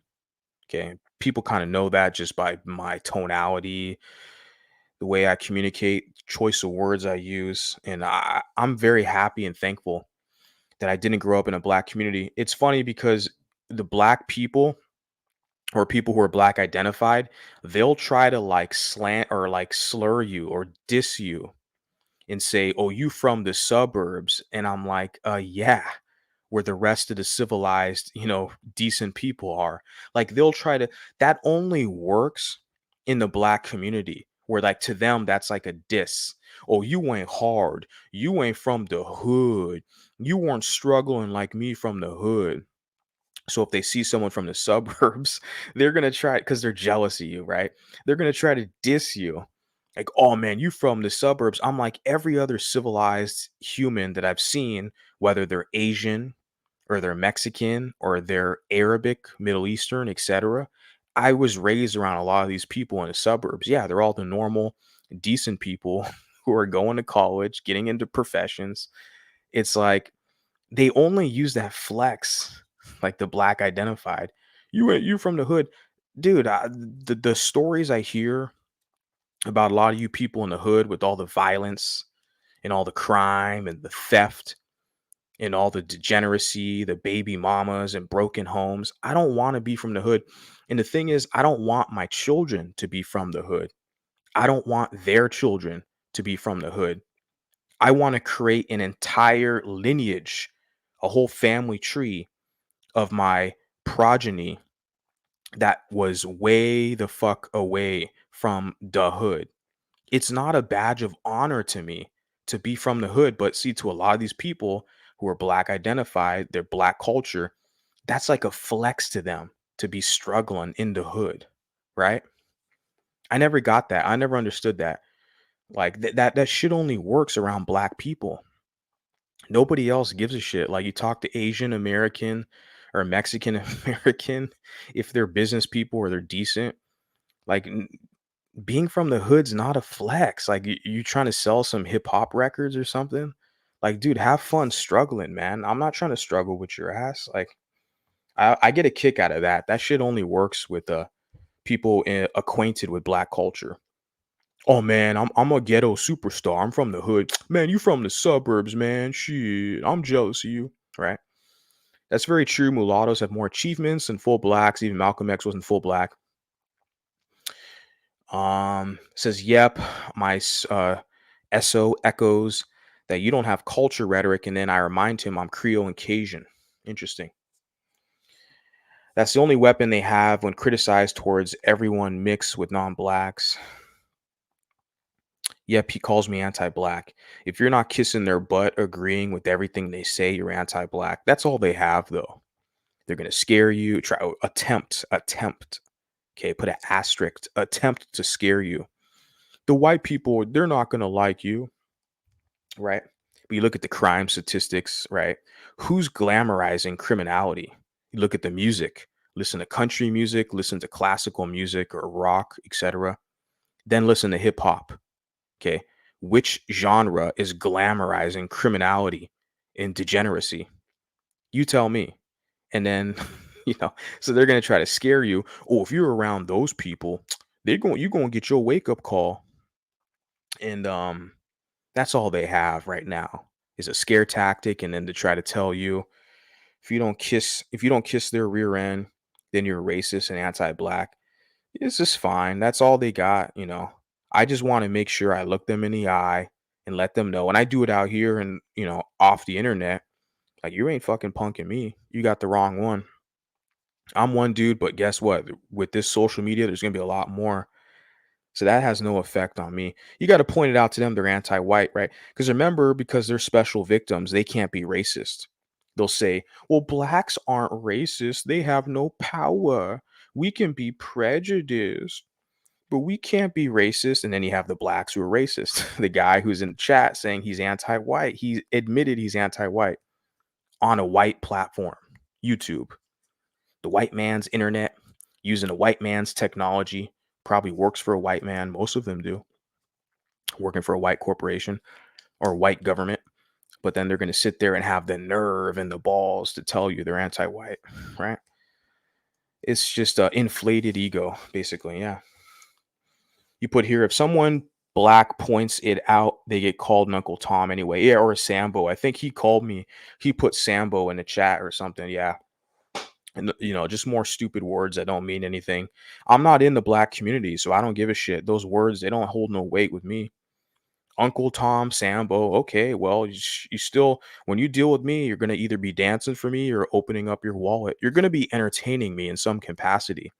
It's going to be a fair, equal exchange, right?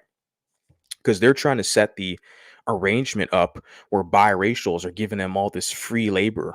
All these mulattoes are giving them all this free labor, emotional and physical labor, and access, okay, to our bodies, right? Men and women. And then we get nothing in return. You get a fake ass little crusty barbecue stained black card, right? You get nothing in return. So I'm like, okay, well, you can call me Uncle Tom, call me Sambo, anti-black. Okay, well, your ass is still going to pay either way. So they hate being close to African blacks. Yeah, I don't know. It's funny because with me, I don't have an issue with African blacks because, like, I guess for me, the reception that I received. I'm going to try to see if I can pull up an image, if I can pull one up here of me in Ghana. And I know I have a video like on my channel.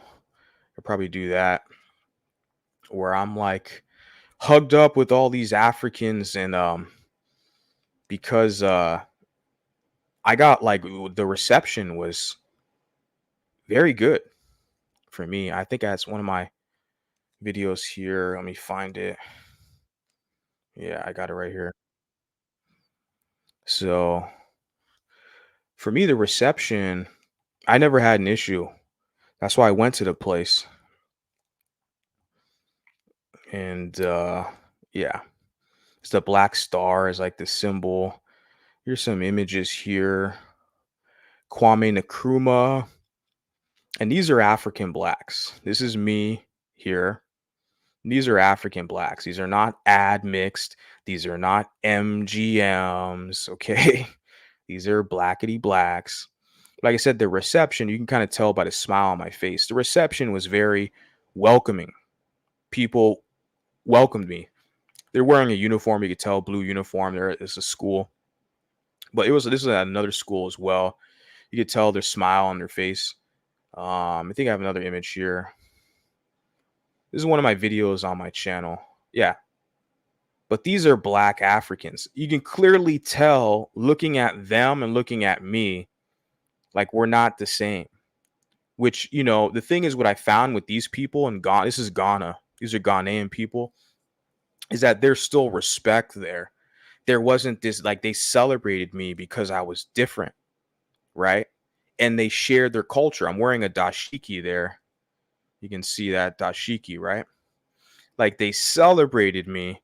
They were happy to see me. They were all hugging me, touching me because I was different. I was celebrated, right?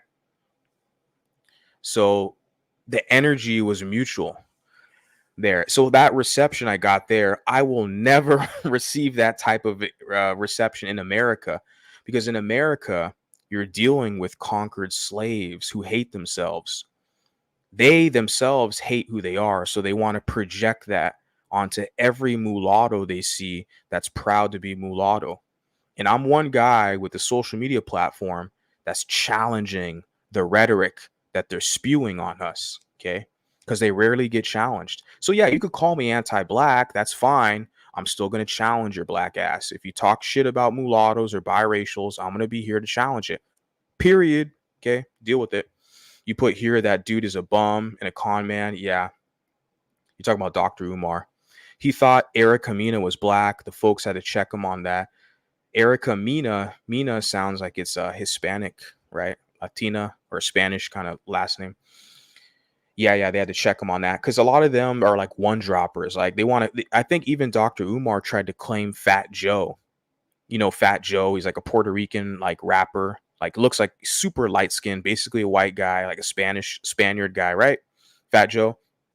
But just because he's got like one droplet of black blood or African blood, and he'll claim it, you have a lot of these kind of Afrocentrics who will basically say, "Oh, well, he's black too, right? He's Latino. He's claiming his like 2% African in him, so they'll claim him." It's crazy. They don't gatekeep what it is to be black, and then they get mad at like a biracial who doesn't identify with them. It's crazy.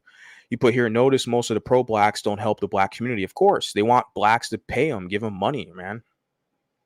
Like Dr. Umar.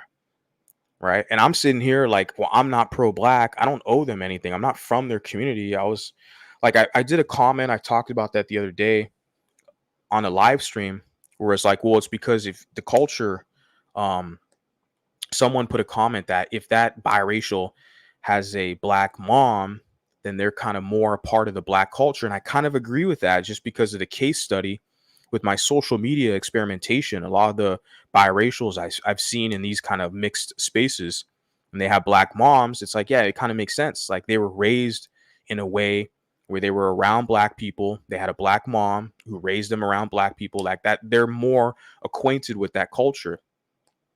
So it makes sense. Where for me, I wasn't.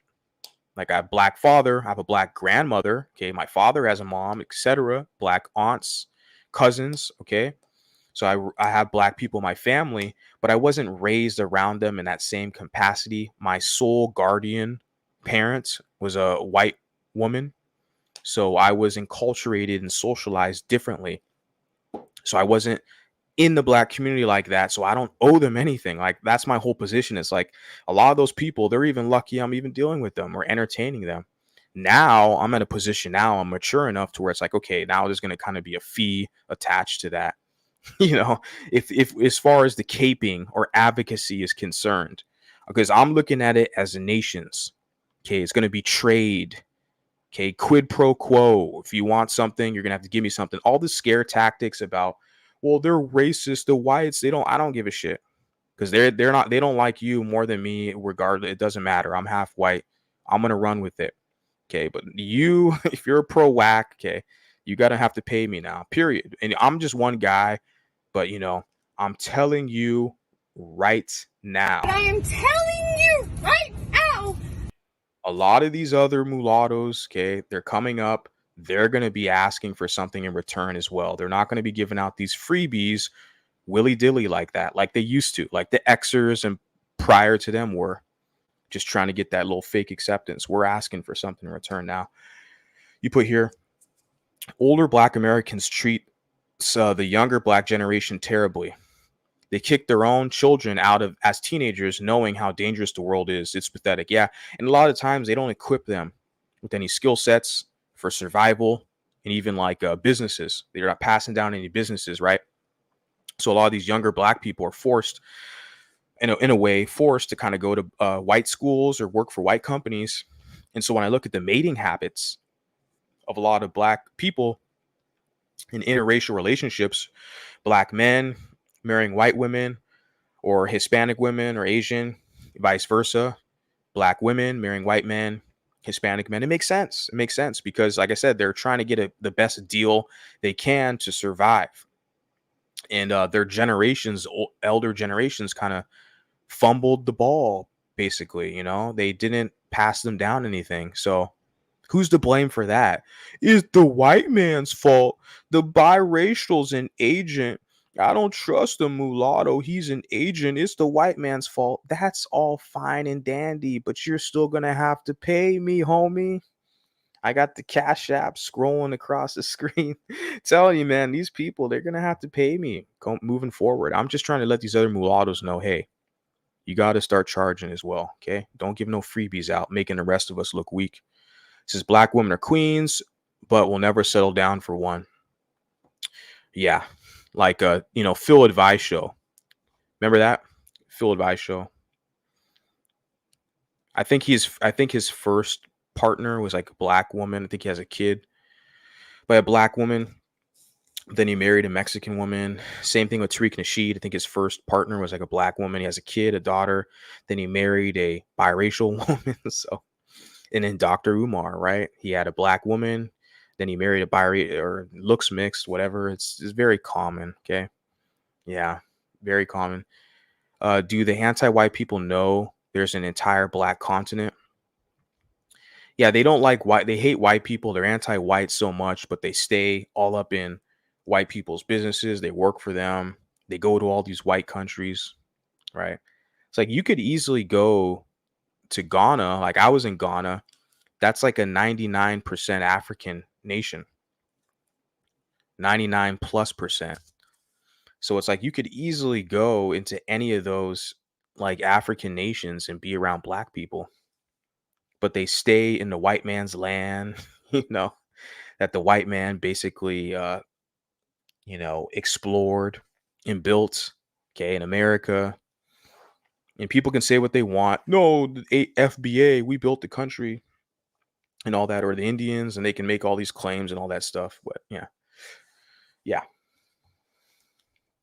And of course, I'd love to see them put a comment or critique and analyze it. Yeah, everyone's contributed. A lot of the Chinese contributed to the, transatlantic railroad, even the infrastructure. A lot of African Americans, you call it FBA, contributed to the roads, the railroads, the infrastructure, the bridges, etc., buildings. Yeah, we know everyone's contributed as well under the leadership of the white population.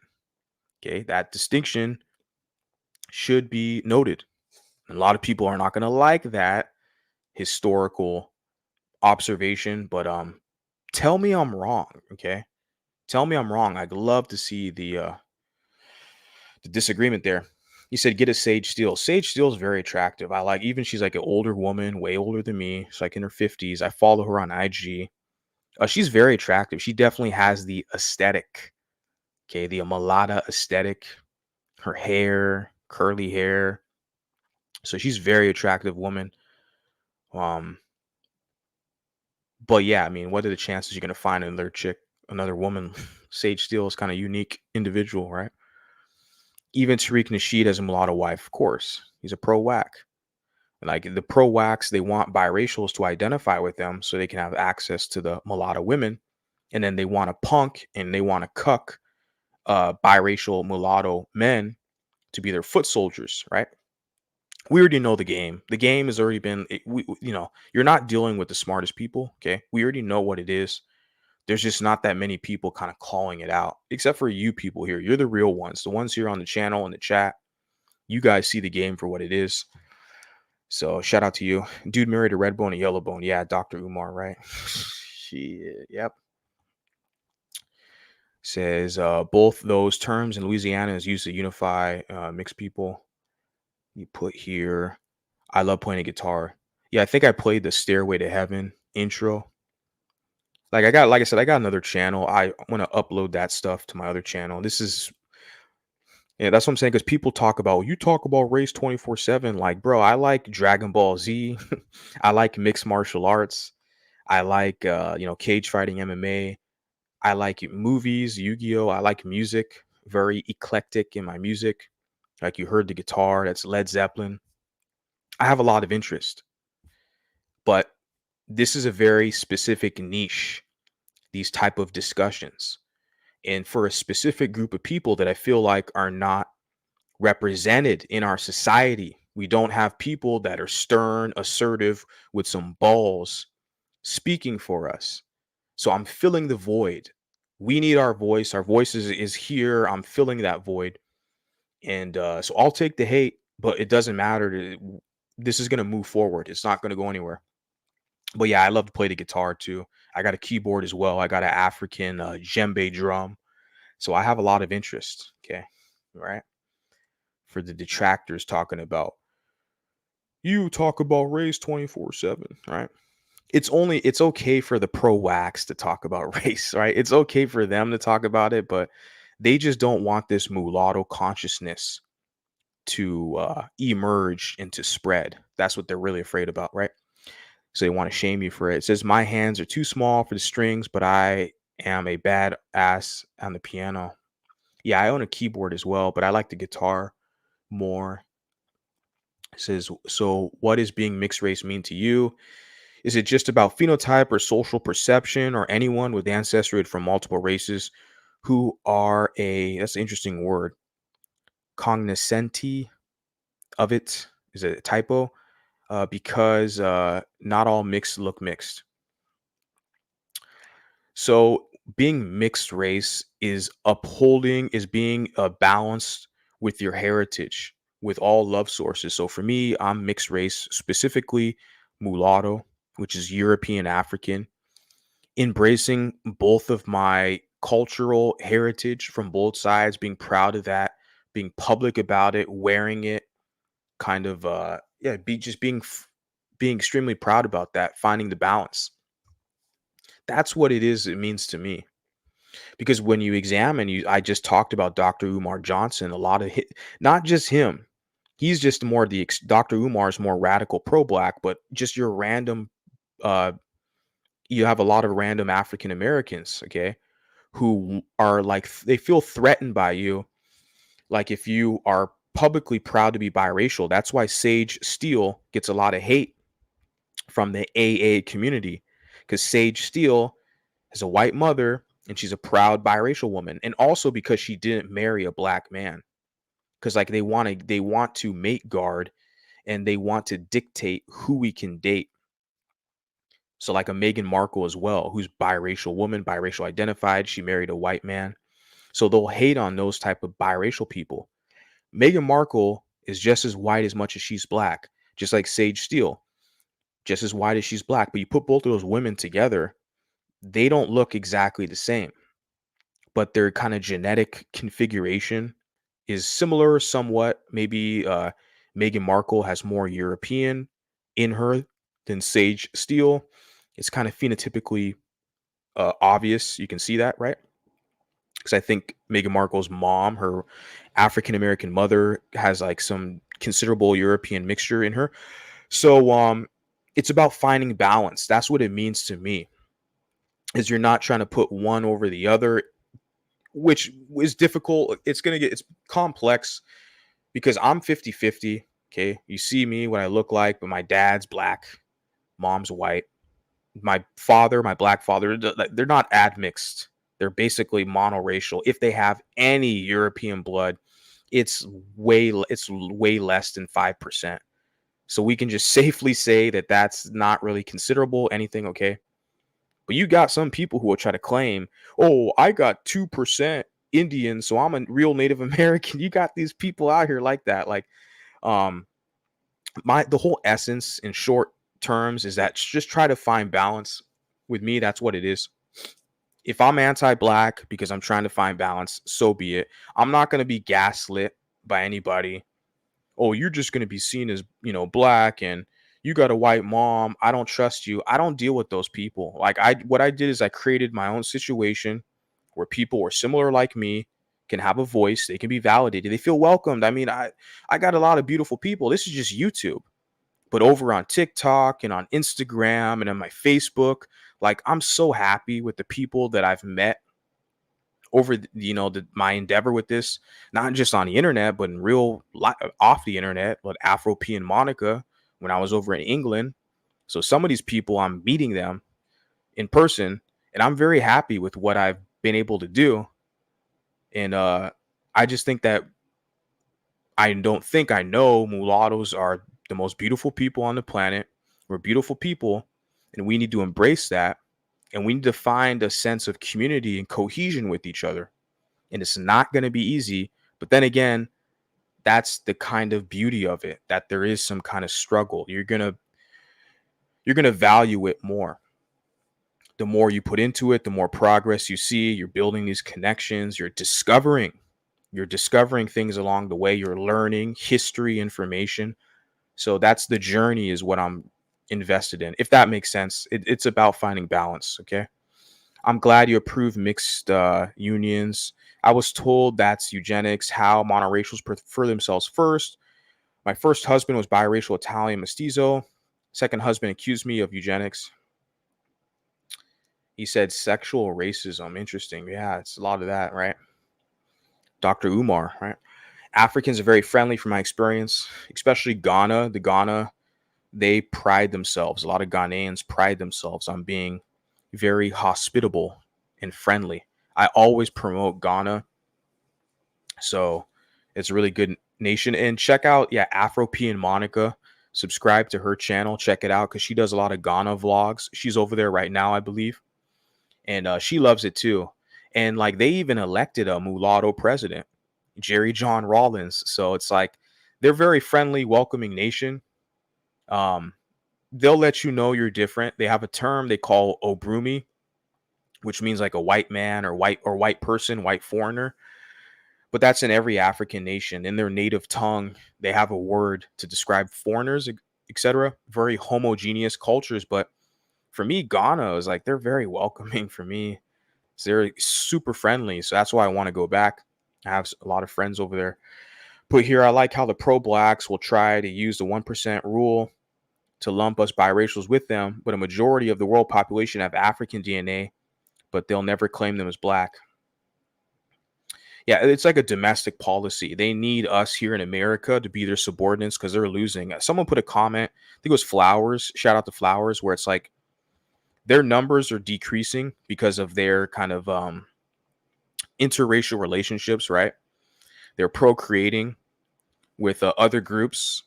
They're in interracial relationships, creating more biracials. So if they're black, white, that means thereby the mulatto population's increasing.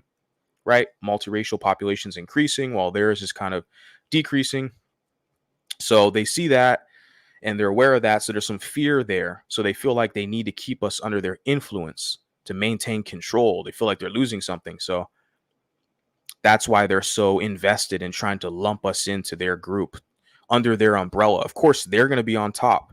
You notice I'm not trying to be on top of any of these blacks. You notice that? I'm not proposing any kind of supremacy or any type of pyramid where the mulattoes are on top and the blacks. I'm like, I just want my own shit and I'm not going to ask nicely. I'm just going to create my own thing. But that alone to them is threatening. They have a problem with that. They're like, you're anti-black. You just don't want to be black. You want to create a space where other people who look like you and share your, culture and image and identity have a place of belonging and validation. You're anti-black. It's like, okay, that's fine. Thank you for what you do here. It's long overdue. Appreciate you. You put you did put the definition here. People who are considered to be especially well informed about a particular subject. It was hailed by the cognoscenti as one of the best golf courses in Europe. I don't know if I'm pronouncing it correctly. It's the first time I've seen this word. Cognoscenti. It says, what is the percentage cutoff then? Because based on the data, the average African American. Okay, here we go again. Yeah, this is a black guy. Okay. Because like I said, these are all canned responses. I've seen these responses over and over and over and over and over. Very circular discussions. We're all mixed. All African Americans have some white DNA. We're all mixed. Don't leave. Stay under my black influence. Stay under. Yeah, we've seen this over and over and over. So I'm not even like, I'm not even, I'm not going to express the liberty to answer this question. I don't have to, because like I said, you can hit the Cash App and then I'll answer it for you. How does that sound? The average African American has 1/4 European ancestry, but you refer to them as monoracial. Yeah, if you want me to answer that, you can hit the Cash App. That's there. Also, how do you know your dad is less than 5% European? I can answer that for you if you hit the Cash App. Okay. Like I said, so I'm 42% African, 47% European, and other 11% is admixed Native American, Mexican, Colombian, Peruvian, Puerto Rican, and Asian. So I'm not quite biracial. Yeah, sounds like multiracial. Have a lot of uniqueness there, a unique blend for sure. My ancestors' results say 60% European, 36% African. The rest of the admix is Asian, Native American. That doesn't change the fact that I grew up in a black community.